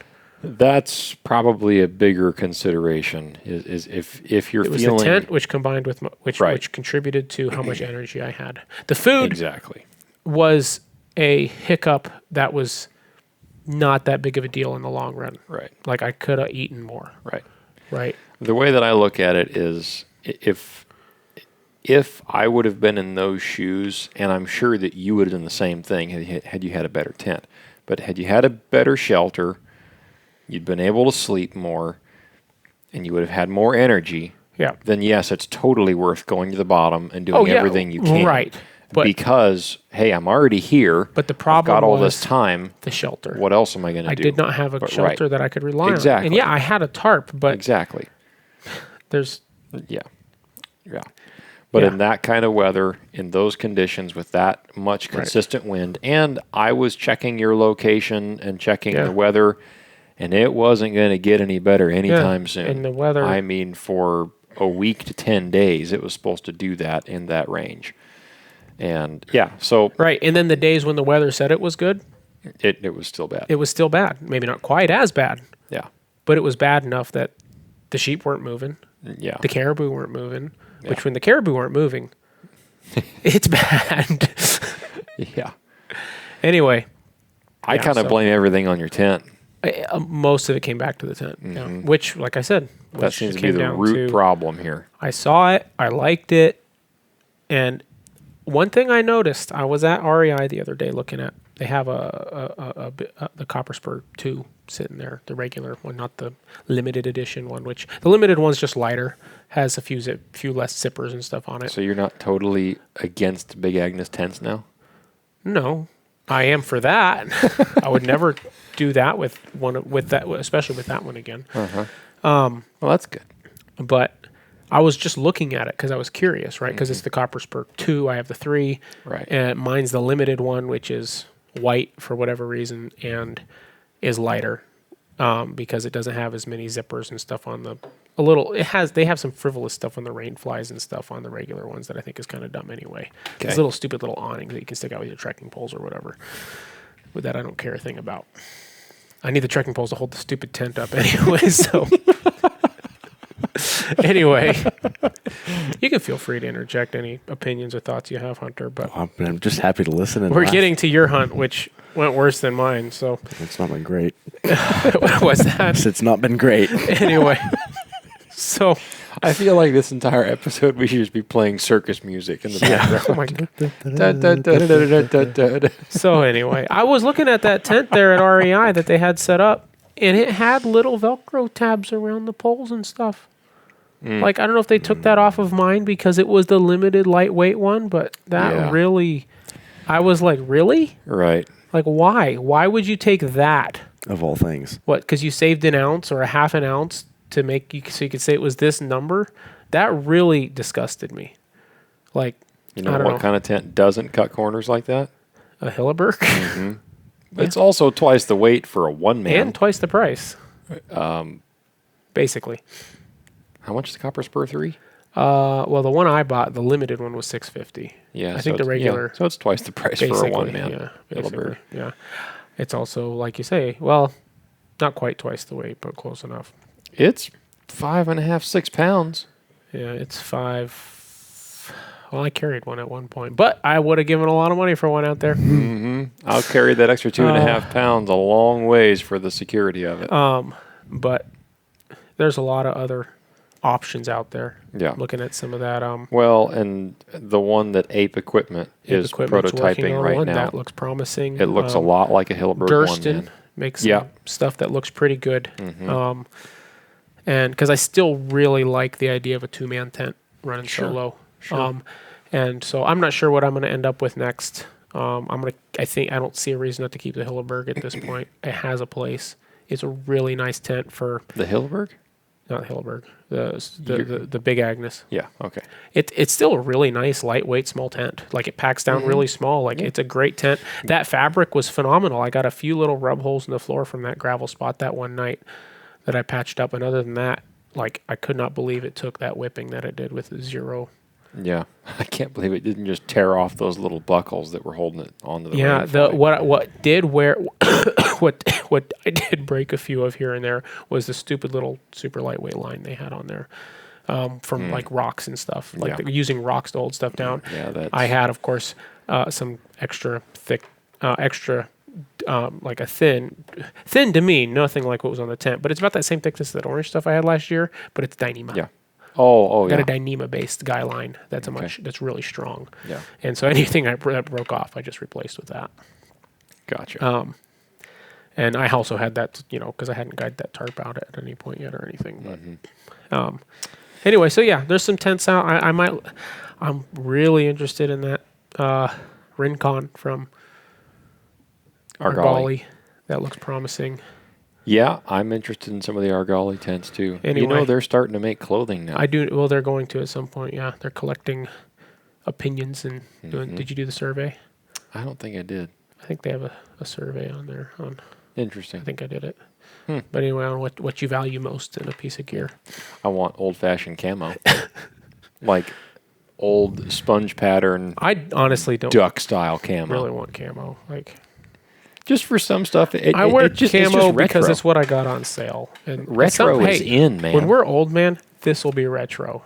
No, Digital camo is probably never going to be retro. Some Flecktarns where it's at. Flecktarn? Yeah, it's an old, I guess not old, 90s German pattern. It looks really neat. I think I know what you're talking about. Oh, yeah, I guess I ran out of cough drop there. You need to edit some of this stuff out, dude. People are going to hate this. Just put it at the end. Anyway, so, yeah, trip didn't go so well. I got out. So that first day. So all in all, you were in there for about a week. Yeah, that first day hiking out, I went 10 miles. Yeah. Something like that. And I because whenever the weather would clear up and it would get a little bit nice, I would just lay down on the ground and go to sleep. Yeah. And at one point I had set up my tarp because it was raining a little and ate a meal under and then went to sleep for a couple hours. How'd you like that little ape tarp? It's all right. It's a little noisy. I don't know if there's some like It's probably going to break in over time. using it if I can, Yeah. because it's like it's loud, Crinkly, like a blue tarp. Yeah. If not louder than that. Yeah. So I'm I don't sure know if I it'll get it break, out yeah. and rub it, rub it, or if I need to run it through the dryer. I don't want to mess it up, obviously, but I Yeah. should email them and ask them about that. But Yeah. so because since I only used it once, I can't really Yeah. judge it for that too much. It doesn't have any stretch to it, No. which is a good thing, but it's also the negative to that is it makes it harder to really guy out and get rid of kind of those creases. Gotcha. You know what I'm saying? Like Yep. on a steel nylon tarp, you Yep. just put your trekking poles up in a couple spots, cinch that thing down, and it stretches out. Yeah. Just like that. Anyway, that day wasn't too bad. Weather wasn't too bad. Socked in a little here and there. Got to a spot where there's water, so I didn't have to melt snow that night. It was so nice. At some point, melting snow gets old, Mm-hmm. And the snow was disappearing. So it was getting warmer, but then there was no snow. So then I was going to have to hike down to get water. But anyway, so I got to water, slept that night, slept great. It rained all night, but it didn't blow. Mm-hmm. Not there anyway. The rain, just white noise, put you to sleep. Oh, yeah. Oh, yeah. Oh, yeah. Zonk. Used up a bunch of battery that night watching shows and stuff. Yeah. Went to sleep, slept good, got up the next morning. I don't think I packed up till it was a lot later than I'd planned on.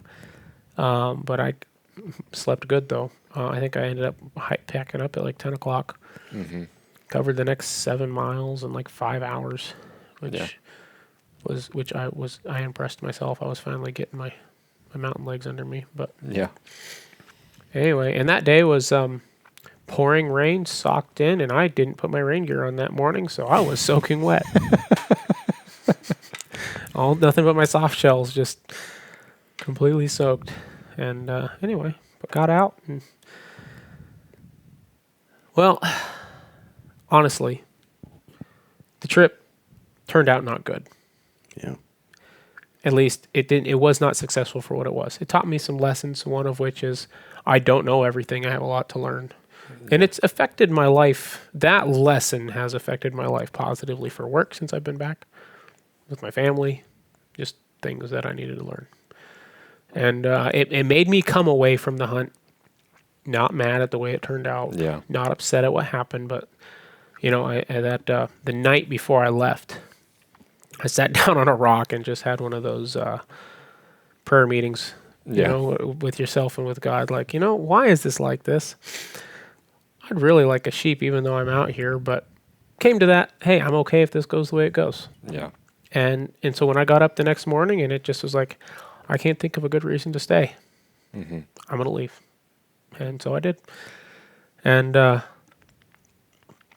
anyway, I made it back, got back to work, texted my boss, hey, I took the next, because that was a weekend, so I took the next Monday off just to change some oil on some vehicles and stuff that need to get done. And texted my boss, hey, I want to be back at work Tuesday if you'll have me back. Anyway. Well, you learned some things. I did. So it's not a loss. It was not a loss. It was a good trip. Yep. And as much as the last 5 days of the week-long hunt sucked, or whatever it was. 4 days of the hunt with the wind and the rain and the hiking on the way out. As much as that was just terrible, and at some point you just kind of want to get out of it, right? Yeah, oh yeah. When I was a day or two later there, I was unloading gear out of my truck and going through everything, and I was looking at my gear, and I just, something inside me, I wanted to be back out there. It's that, what's that song, Chris Ledoux, The Call of the Wild? Mm-hmm. It's a good song. I feel that way sometimes. Well. Next year. Yeah. Next year. Bunch more money and gear. That'll fix it. I'm just kidding. No, hopefully Yeah. I am at a point now where I do have and hey, I certainly spent more money on gear than I needed to. Sure. But I have a really good kit now. Man, this chair is loud. Yeah, I shouldn't hear too much in these. I have a good kit now, and aside from my tent, which needs some work. Needs some replacement. Yeah, well, I could sew a bunch of points onto it and a bunch of stuff, but not worth it. No, just get a better tent. Yeah. Get So, a better tent. but yeah, like I said, that Rincon 2-man, some kind of 2-man non-freestanding. Honestly, I'd like to have a good high wind freestanding and a good high wind non-freestanding. Yeah. Something like that Rincon or one of the new, probably not, but maybe one of the new Peaks tents or. Yeah. And then I haven't looked real hard. Do they have a 2-man? They did they did the 6. Right, and they did the 1. And they did the 1. I don't know if they did a 2. I don't remember. I think the 2 is just that origami thing. That weird tarp thing. I remember that I don't like. Sorry guys. I don't like your origami tarp. So they have a 1, a 4, a 6, and a 2. The 2 is the origami though. Right, that's the origami. Which is just a tarp that's made to pitch kind of like a tent.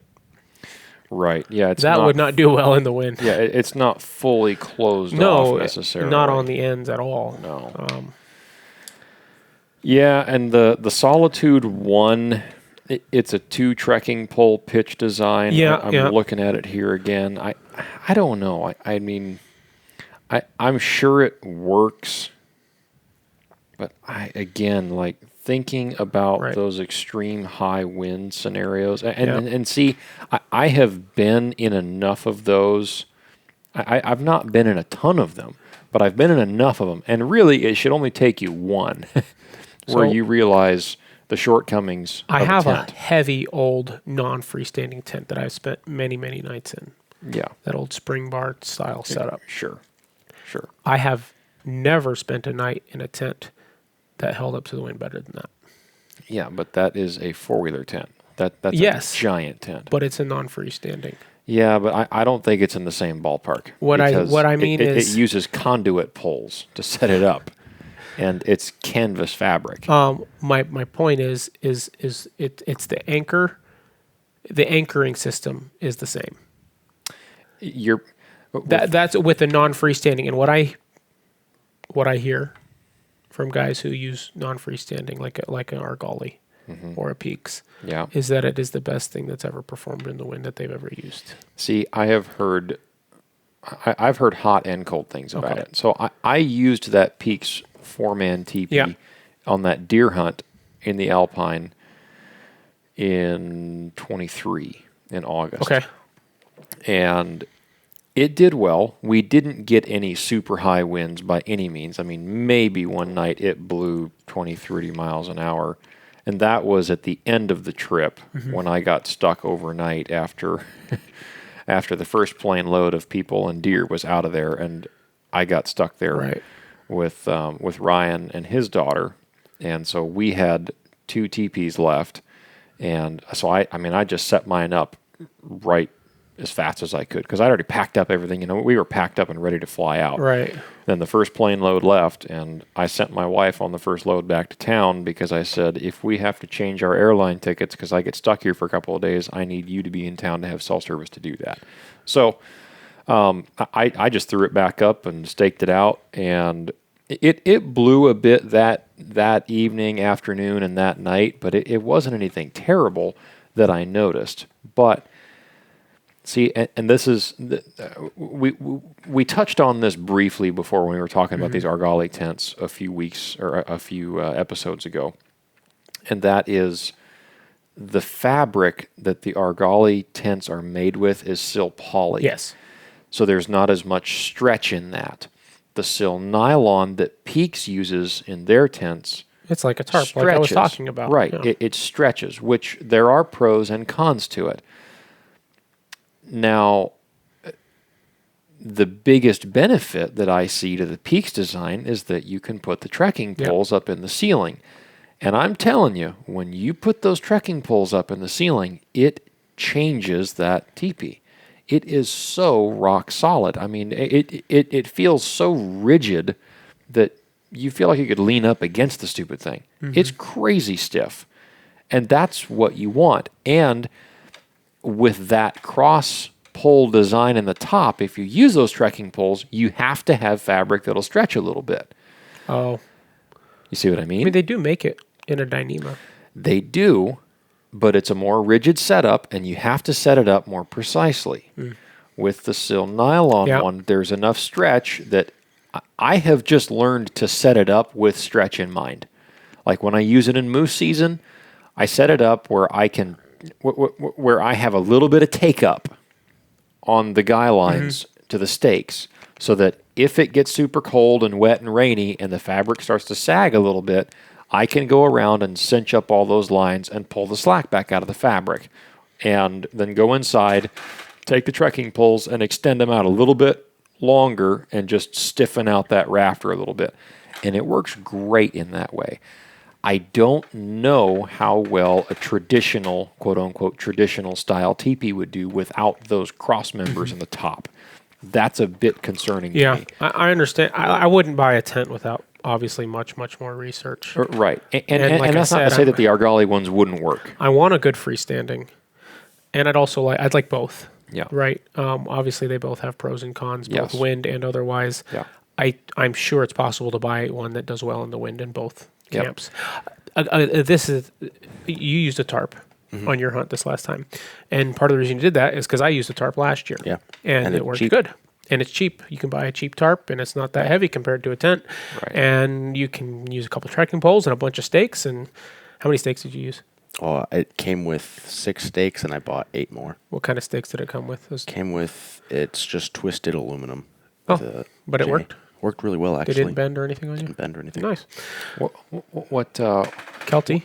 Kelty brand Noah's is it? Tarp 12. Okay. It's like a 2.5, 3 pound tarp or something. It's pretty heavy, but, Yeah, but it's like lots of room. 12 foot. Oh, 12. It's a 12 foot. Nice. It's a big tarp. It Nice. was Yeah. lovely. Yeah. Yeah. That's great. It weighs almost as much as my tent, but Yeah. So it's cheaper than your tent. It's a lot cheaper. A It was lot 70 cheaper. bucks. And he didn't want to throw it away after his hunt. anyway. So, but when I staked that tarp out with those trekking poles, man, that thing withstood crazy amounts of wind. Yeah. I don't know how much wind I got a lot though. I think there's something to that anchored at the bottom Right. design, and not relying on the problem with freestanding really comes to the flexibility of those poles. And when you have a center pole holding up a middle and everything is anchored off of that, it makes you better in the wind, kind of across the board. Obviously, a Hilleberg Solo, is bomb proof. It's built that way, but it also weighs 5 pounds. Right. Right, and so something like, I really like the idea of the Rincon from Argali in the Dyneema. Yeah. It's less than a pound. Yeah. It's a 2-man tent. It's less than a pound, and I know it can't do any worse in the wind than that last one I had. In fact, I've heard a lot of really good stuff about it. Yeah. We'll have to do some homework. Anyway, into that. I know somebody that has an Argali tent in town that he said we could look at some point. Yeah, we need to do And that. we've talked about having him on the show, so we get Yeah. a chance. We'll try to. We- I need to. If you hear this, hopefully I've talked to you before then. But Yeah, I'm sure he's going to listen to it. He listens he to listens all to of the them. show pretty well. Yeah. So Hunter, you lost Yeah. your phone in the water. Well, back to the I beginning. had a grand old trip. You left the day after I did, Yes. and you headed to a completely different part of the state, even. Yep. And you were in a boat. Yep. I was in a boat running. Train on the water, boat on the tracks. Yes. Yep. Running a fairly small river up as far as I could make it. But anyways, driving up the road. It was a long drive. The road was really bad. These Alaska roads will be that way They sometimes. do tend to be that way. I've heard that. Yep. Yeah. It was raining, and the non-paved parts of the road were slippery and potholy, and the paved roads of it were potholy and sharp. And Did you pop any tires? maybe one or two, or possibly three. What? So I was coming up over a mountain pass, Oh, man. and there were The mountain pass? the mountain pass, Oh, no. That's a bad spot to get a flat. and I saw a board full of nails, like a lot of nails, like What? 20 or 30 nails sticking straight up out of it, No. sitting in the where your right side tires go. And so I saw it with a little bit of time, so I swerved to avoid it, and I thought I just barely missed it. So I continue on, and I get to Just leave it there for the next guy, huh? yeah. Sorry. Well, I know how that stuff goes sometimes, yeah. I did stop and actually throw it. Oh, did you? Okay. Okay. I picked it up and I good, threw it Good on you. Yeah. out of the way, and I kept going. And And you didn't hear any of your tires just... I didn't hear any of my tires. They sounded good, so I was like, "Oh, I must have just missed it." In other words, you didn't hear anything. Yeah. It was kind of windy though, so I might not have heard them hissing. Okay, yeah. So I continued on and made it another maybe 60, 70 miles, Oh, wow. and I got to a paved part of the road, I think. Yeah. And it looks like somebody had taken a big old cookie cutter and just chunk. Took a big old circle out of the pavement with nice sharp edges around it, and I did not see it in time. And I just dug my left front tire into that, and my hair and the light goes on in my truck. And so I was just outside of a little camp, and so I pulled into the camp, and I get out, and my tire is toasted. And so I go, that's a tomorrow problem, because it's 2 a.m. by now. And so I pull out my sleeping bag, and I recline my seat in my truck, and I go to bed. Been there.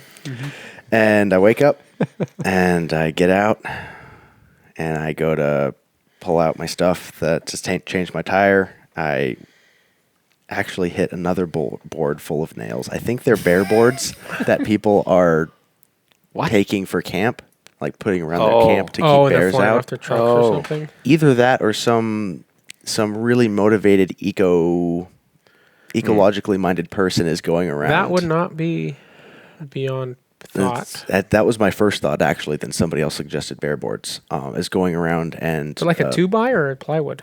The first one I hit was down by Denali in June. And that one was like... Well, they were probably targeting you. Maybe. I'd just been through there recently. Do you have any friends that are out to get you? I don't think so. Are you guys? That one was maybe a 1.5 by 1.5, and it was just nails, like trim nails, just through the whole thing. Okay. This one was like a 2x6, about that long, with a bunch of like, I don't know how many penny nails, but nails about that long and that big 16. around, up 16 through pennies. all of it. And so, anyways, front left tire's flat. I get out, I'm changing the tire, and I hear chunk, and I go, I hope that wasn't what I thought it was. And so I stand up and I go check my driver's side door, and it's locked. And I go check the next door down, and it's locked. And I walk around the back, and I check the tailgate, and it's locked. And I check both the other doors, and they're all locked. And I go, oh boy. I check my pockets. There's no keys, no phone, nothing. So I go, okay, what do I have in the back of my truck that I can jimmy this door open and get a willow branch and press the unlock button? And so I look, and I've got in my boat bag a couple spare propellers. So I start wedging propellers into the door in order to pry it open to get a willow branch down into the side of the door to press the unlock button. It, of course, doesn't have a physical latch that you can pull up or anything. It's just a button. Right. And so I get it wedged open enough, and I'm scratching up the paint around the edge of the door there. And I get a willow branch, and I hit that unlock button after a little bit of fiddling. And the screen flashes, button's disabled. And so I go, okay, what's my next option? Because I can't call anybody and say, hey, my truck's locked, can you bring me my spare pair of keys? And even so, I'm 7 miles north of Fairbanks. Not 7 miles, 7 hours. And so I go, okay, well, I think my next best option is find a window to smash so I can get inside my truck. And so I thought about it, and windshield is obviously a no-go. Right. The driver's side window, if I cover it with something, I'm going to lose a lot of visibility. Yeah. Very important visibility. Yes. Same for the front passenger side window. Yeah. So it leaves me the back window or the 2 rear seat windows. And I was thinking the back window, I was looking at how dirty it was, and I had nothing that was large enough to cover that window. And I didn't want the whole inside of my truck to be filled with mud. And so that left me the 2 windows, and I figured that if I needed to, I could reach back and adjust the garbage bag that I was going to cover the window with if it was the one behind me. So I get a rock about the size of my fist, and I pick it up, and I look at my truck. And I just have a quiet moment of reflection. And this is your 1995 old F-150, right? No, this is my 2023 Ford Ranger. My pride and joy. And so I go, okay, well, this is happening. And so I get it, and I chuck it as hard as I can against that window, and it bounces right off. And I go, that's a good window. And I pick it up again. I think, well, I just must not have really been feeling it because I'm smashing my own window with a rock, and I throw it even harder, and it bounces right off again and narrowly misses my head. Wow. And I go, wow, certain people might have wanted this window for their demonstration of their vehicles. And so I pick up a bigger rock, and I just chuck that man at it, and it goes right through, smashes the window, covers the entirety of the inside of my truck in small pebbles of very sharp glass, and all of my nice pack and all of my hunting gear that's inside. And the rock continues through and smashes my interior door handle. Oh my goodness. So my interior door handle on the passenger side is all banged up. It's got a bunch of chunks taken out of the plastic on it. Oh boy. And so I text my wife. I finished getting my tire changed. And I text my wife and I say, okay, had a flat tire, got locked on my truck, had to smash my window, but I'm still continuing on. I'm getting a flippin' caribou. And so I make it up to where I'm going to launch the boat. I get out of before I leave. I have a contractor bag that I just put over the entirety of the door as far down as I can. I just close the door so it keeps everything nice and sealed, ish.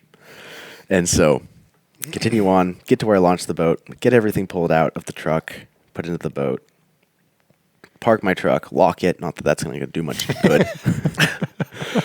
Keeps out the very honest thieves, and head out.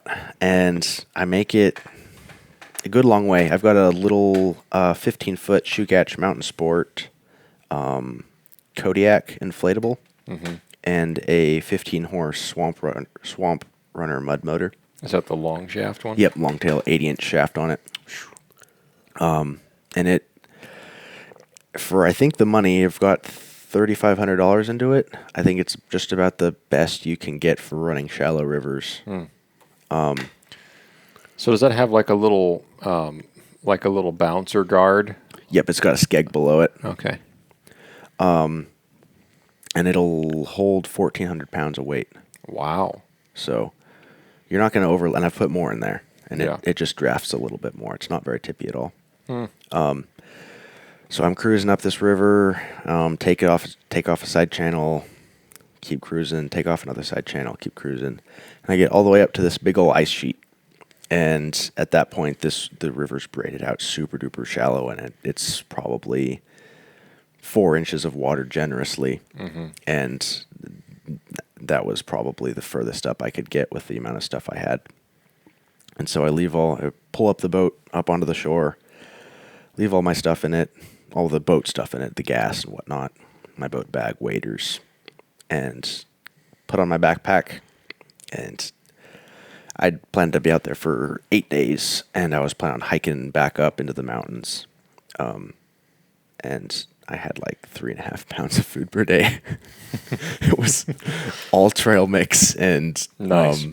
Beef sticks and Nice. 1 peak refuel meal for dinner. And dark chocolate covered mangoes. Oh, and yeah. Reese's. Now See, that you're was my speaking mistake. my I just didn't language. get like good food. Oh, yeah. If I'd put that weight into better food. The dark chocolate covered mangoes is such an underrated ticket, man. Yeah, they're really good. Those are Even awesome. Costco just, special. Even just those dried mangoes from Costco. You know? Yeah, but the dried mangoes just themselves are sugar coated. You put them things in, you put those in some peanut butter. Okay, but there's too much sugar if they're just by themselves. It just tastes too sweet. Yeah. Coming peanut from butter's gross. Yeah, no, back off. That's not true. But when you've had actual good mangoes, sugar-coated mangoes from a bag are not that good. But when you cover them in chocolate, they're just fine. Yeah. I like those. So Those were anyway, the ticket. yeah. So you had 3.5 pounds of food per day. Yeah, my pack, everything included, with including my optics. I also, as you know, have a like 8 or 9 pound ancient Bushnell spotter. Yeah. Everything included must have been 85 pounds, if not more. It was. I didn't spend a whole bunch of money on gear this year, so Yeah. I didn't. Did you weigh it ahead of time? No, I didn't want to. Yeah, you were probably pushing 90 plus. It was heavy. But it was fine. I did a little bit of training this summer because I was planning on going sheep hunting with you, and I didn't want to slow you down. So I did a little bit of training. And so I started hiking out there, and I hiked up a good couple miles, and then set up a camp because it was getting pretty late. Because I'd woken up in the morning and run probably 50 some odd miles up river in a boat, Yeah. and then hiked a couple miles in, set up camp, set up my little tarp. Worked out really well. Yeah. And then it was probably 4 or 5 o'clock by then. I was hiking around looking to see if I could see any caribou. And couldn't see any caribou, but I saw a couple people hiking around in the distance, and I wasn't particularly wanting to hang out. It's like talk to them. And so I dropped down to this sinkhole, and I was looking at some rocks because there's always some cool fossils where that's at. Yeah. And then one of them wandered by and then looked into the little sinkhole I was in. And I was like, "Oh, hey, what's he going?" And so I started talking to him, and him and his brother and buddy were up from Utah. And they'd taken a solar jet raft up to maybe a couple 100 yards further up around the bend Gotcha. than where I was, Yeah. and I hadn't seen it. And so they said that they'd seen a couple big old grizzly bears, and they'd marked their location. And since they're from Utah and they weren't being guided, they couldn't Right. shoot them. Right. And they said that they'd give me the location on Onyx if I'd stop by, because his brother had the location. Stop by their camp, because they'd like to see me shoot him, and I could shoot a grizzly. And so that evening, or I guess later that evening, so like 8 or 9 o'clock, I swung by their camp. They told me where it was, and they were just coming in. They just smoked a grouse with their hunting rifle to get for dinner. And so A ptarmigan. ptarmigan. It was a ptarmigan. Yeah. It had white on the wings. Yeah. And so they gave me the location. Instead of putting my phone into my bino harness, I put it into my back pocket, because I always keep my phone in my back pocket except for when I'm hunting. But it was just force of habit. I'm not used to talking to people when I'm hunting, so I don't know if that sort of flips something in my brain. I don't know. Put it in my back pocket, walk back to camp. I go to text my wife, and I reach my bino harness. Oh no! I put it in my back pocket. I reach through my back pocket, and I put my hand straight through my back pocket. Oh no. And so I go, oh boy. And so I turn around, and hiked back down to where I talked to those guys, and hiked back up to my camp, and hiked back down to where I talked to those guys, and just continued that till it got completely dark. But there was no way I was going to find it because my phone had like a somewhat green case on it, and it was just zero chance. And so I go, okay, there's all my maps. There's all my photos. There's everything. Alrighty. Well, I don't know. I'll just sleep and sleep and see what it's like in the morning. So I've got a Garmin InReach Mini that I was texting my wife on. Very slowly. Very slowly. Yeah. So We've talked about that before. Scrolling up and down the alphabet. Down to each letter, hitting select, scrolling back up to the next letter, hitting select, scrolling to the space, hit select. I tell her that I lost my phone, and she goes, "This is going really badly. I think you should probably come home." And I go, I don't know. We'll see. Don't tell me that, because then I don't want to. Yeah. And so I wake up the next morning, and they kind of told me the general direction that they'd seen the bear at, and my thought was, okay, I'm just going to go try to get the bear, and then I'll come back. I haven't heard much about any caribou, and through here they hadn't seen any caribou. They'd seen 3 cows, I think, and they'd been up there all day hiking all around. They'd all split up and covered a lot of ground. And so I thought, okay, I'll just go try to get that bear, get it packed up, get it back to the boat, maybe spend like 1 or 2 more days out here, and then I can get back, get my window fixed, get all this tire fixed. And so I wake up and it's starting to pour rain, and I look up into the mountains and there's just a massive fog bank rolling in. And I figured that with the fog bank rolling in and the inability to see the mountains, I'd completely lose my bearings through all the just rolling tundra, and it wouldn't be wise of me to try to hoof it out there, because I was planning on leaving camp and just bringing a light amount of gear to go out and get the bear. And so I weighed my options and figured it would probably be the best idea to just head back, because enough stuff had already gone wrong. And so I load everything up into my bag, put my bag on, hike back down to the boat, put everything in the boat, take the boat back downriver, get to the launch, get to my truck, and it's got 2 more flat tires. And I had both the sides where I thought I'd missed the bear board or spike board. I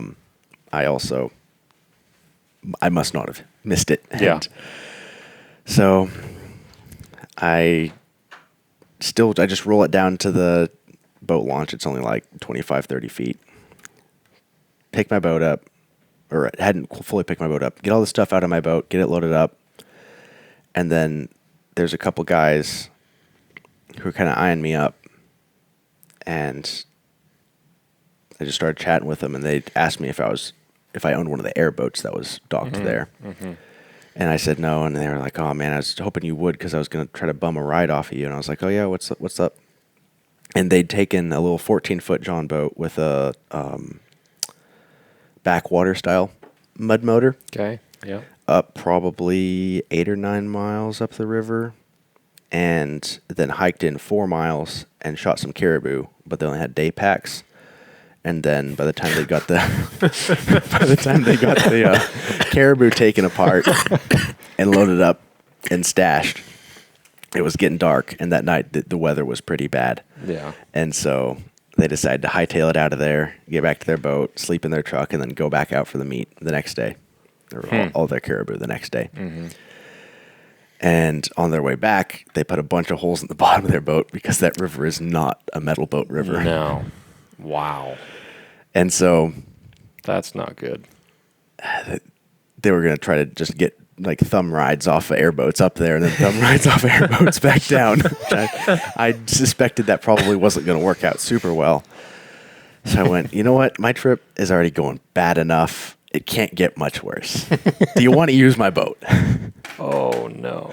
And so they were like, yeah, I mean, that'd be great. I went, okay, how heavy is your motor? And they went, oh, it's probably like 200 pounds. I went, do you want to use my motor too? They went, sure. I went, cool. Here's how to run it. Here's the boat bag. Here's everything. Do you have any glue for plugs? Because I have a plug kit, but all the glue in it was dried up. Yeah. And I know you can use plugs without glue, but I've found I've had better luck using glue with plugs, and especially because I had... For your tires? For tires, yeah. Yeah. Since I had a long ways to go back on some pretty terrible roads, I figured I might as well try to get some glue. And they're like, yeah, we got some glue. So fixed my tires, used my little air compressor to air myself back up, and headed back down. And I had 10 hours to listen to the plastic garbage bag flapping as loudly as it could in my ear. And other than that, abject silence, because all my music, all my podcasts, everything was on my phone sitting out in the tundra. And so I actually saw like 15 or 20 sheep Yeah. going back through there. Some shooters, huh? Not some shooters. Besides that, I've had to run up the mountain and stab him with my knife or something. Couldn't have shot him. Well, it's closed in there anyway, so don't worry about that. Yeah. Anyway. And I would, at that point, I was mad enough that I thought if I'd saw like a tundra grizzly out there, I might have tried to get out and fight him with my knife. I wouldn't have, but you know. So you left your boat with them? Yes. To have them bring it back to town? Yeah, I talked to them. They live in Wasilla. They had just moved up not quite a year ago from Colorado, so they weren't full residents yet, but they lived in Wasilla. Colorado. Man, what is it with people from Colorado that we seem to run into out sheep hunting or caribou hunting? And so seems to be all the time. I just told them, hey, if you can just drop it back off at my place on your way back down to Wasilla. Okay. Well. As long as you get it back to me. Huh. And you are a very trusting person, Hunter. Yeah, my wife told me that. Yeah. Very vociferously. And you got like their information, their social security number. They gave me their phone number. Or I gave them my phone number. No, I didn't, because I didn't have my phone. I gave them my wife's phone number, and I gave them work's address to drop it off, because I didn't know if my wife would be okay with me giving them our address. Yeah. And so I was pulling out to leave, and I went, oh, wait, I should probably get you guys' numbers too. And so I wrote them down on a little desiccant packet that I had found in the glove compartment of my truck, because I didn't have any papers that I wanted to write on. So I stuck that little desiccant packet with their phone numbers in the console of my truck and headed back down. And going back down was actually fairly uneventful. I went really slow. That one hill was mucky as all get out. I had it in 4 low, and I was crawling up there. The tires were just churning, and it was just slow going. Gross. Yeah, it was not great. So made it back. My wife was not super happy about the fact that I gave 2 strangers my boat. And I just said, it is what it is. And she said, if they don't give it back, I'm going to be really upset. I went, yeah, that's fair. And so. You think you'll be upset? I'll be out of boat. Yeah. And so. Broke my window, got 3 flat tires, lost my phone, somebody stole my boat.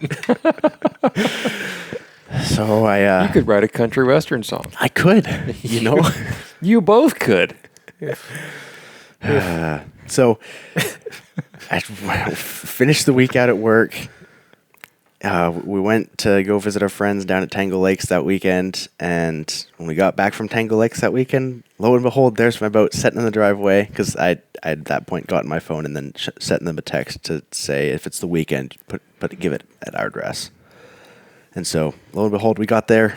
Boat was sitting there in the driveway. With the motor? With the motor. Yeah, that's good. Yeah. Everything, my boat bag, ratchet straps, gas can, and because I also did have to give them a gas can, because for some reason the motor tends to prefer 90 octane instead of the 87. You'll have to run on half choke if it's on the 87 for some reason. Interesting. I think I probably just need to tune the carb, but it likes the 91. So, and it gets really great gas mileage for a boat. So, Yeah. I made it 50 some odd miles up the river on 3.5 gallons of gas. Holy smokes. Gets really good gas mileage. And that's upriver. That's upriver on quick flowing rivers. Yeah. I'm familiar with the river. Yeah. Holy smokes. And that's you, and would you say 100 pounds of stuff, 150 pounds of stuff? That's me, my 90 plus pound bag. Extra gas. Extra gas. I brought 3 gas cans because I was thinking if everything hadn't gone wrong and I hadn't seen any caribou up that river, I'd have come down that river and looped up another river. Right. So I brought way too much, a bunch of extra gas. Boat bag, which a bunch of tools and props and whatnot, and that probably weighs 35 pounds. And then a bunch of salt because I was hoping to save the hide to make some like mucklucks or whatnot out of. So yeah, I mean, so you're up at 400-ish pounds, give or take. Yep. Wow, that's really impressive. It does really well on gas. I'm gonna have to look into one of those. They're really nice. We'll talk. We'll be talking. So, anyways, there was set in the driveway, and I looked at my phone, and they sent me a text, said they'd left me a little gift in my boat bag, and I looked in there, and there was a really nice spotting scope that they'd left me. It was a Vortex, Nice. I think, Razor HD 13 to 39 by 56. Yes, Yeah. that one. Nice. Same one that you just Yep. got. It is. Yeah, it's a nice scope. Beautiful. I went there, and I showed my wife, and she went, worked out this time. So that was the silver lining to all of that. Wow. That's pretty cool, man. And the Wheeler is still sitting in the garage. Wheeler is still covered in mud, sitting in the garage. Doesn't matter. You got your boat back. Got my boat back.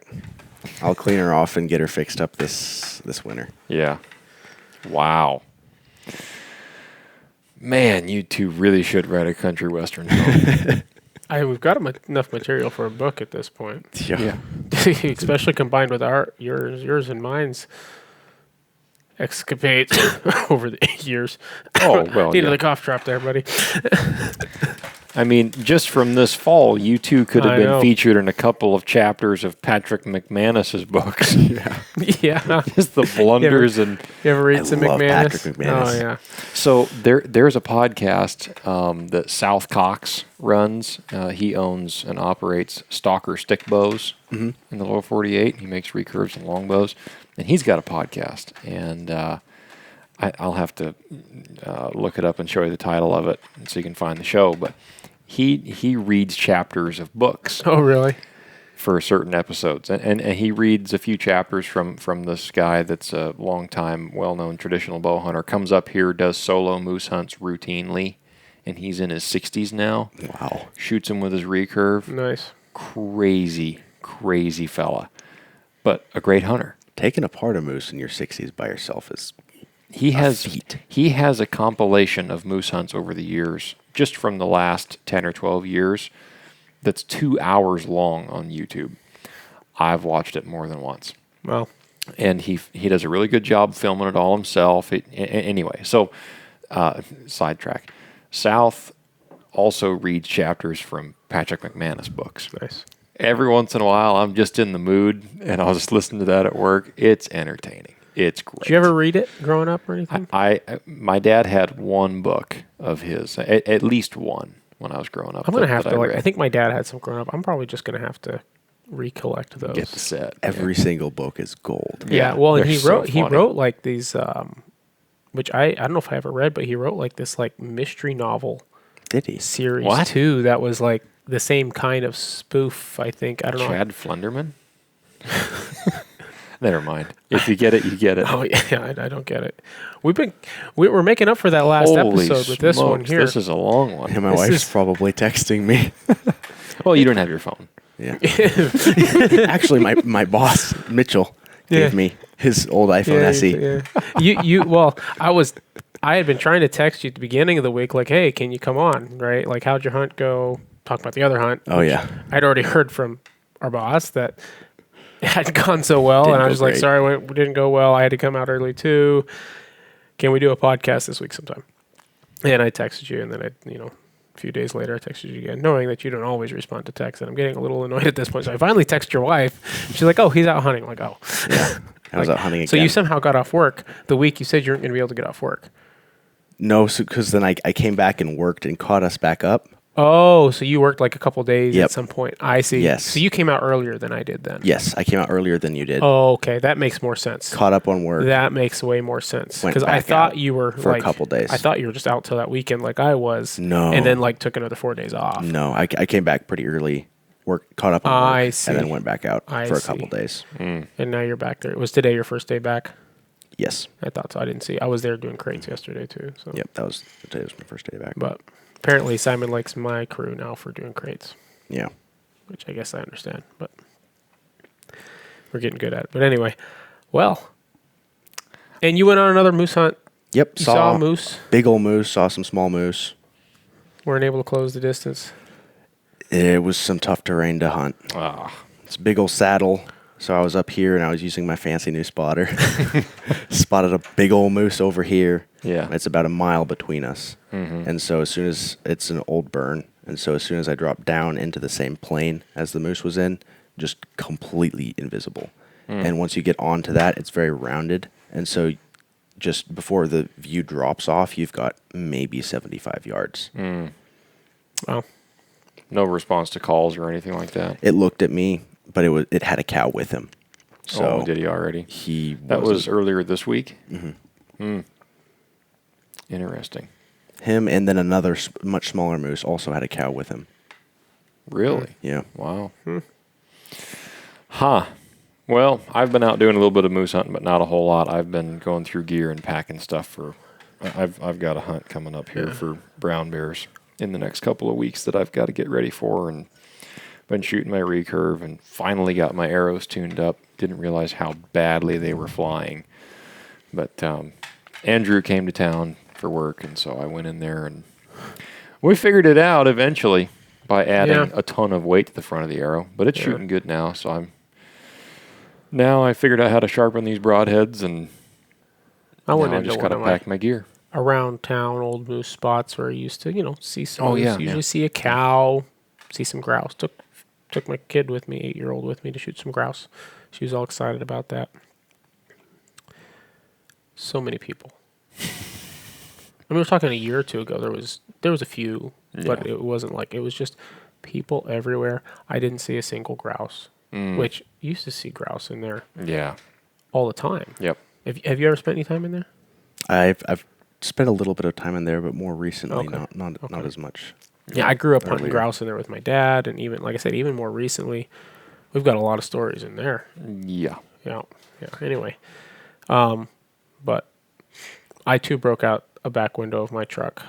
I've broken out multiple back windows in my trucks. Not in the current one, but the 3 before it. Knock on wood. Anyway, I've got a back rack, a big steel rack that covers the back Yeah. window. Yeah. I'm sure there'll be a way. But anyway. Anyhow, so yeah, I don't know if I'm going to have any time between now and the end of moose season to go. I am very discouraged to going back into that spot, which was kind of my original plan, was to goof around there. Yeah. You got any plans? You just going to... I'm gonna go down to around the Denali Highway, go a little bit duck hunting, Okay. and Well, good. bring my rifle to see if there's a moose. Okay. Well, if you need help cutting one up, let me know. Yeah, I will. Well, folks, thanks for sticking with us. This is probably our longest, or one of our longest episodes Probably. in a while anyway. So we hope everybody is having a good end of their hunting season up here anyway. And if you're in the lower 48, then it's just ramping up for you guys. So Yeah. thanks for listening. Thanks for supporting the show. As always, the only way that we ask you to support our podcast is to leave us a 5-star rating on whatever platform you're listening to us on, or a positive written review. We ask that you do that. That helps us grow the show and put it in front of more people. Share it with a friend. And until next time, tread lightly, but don't tread well.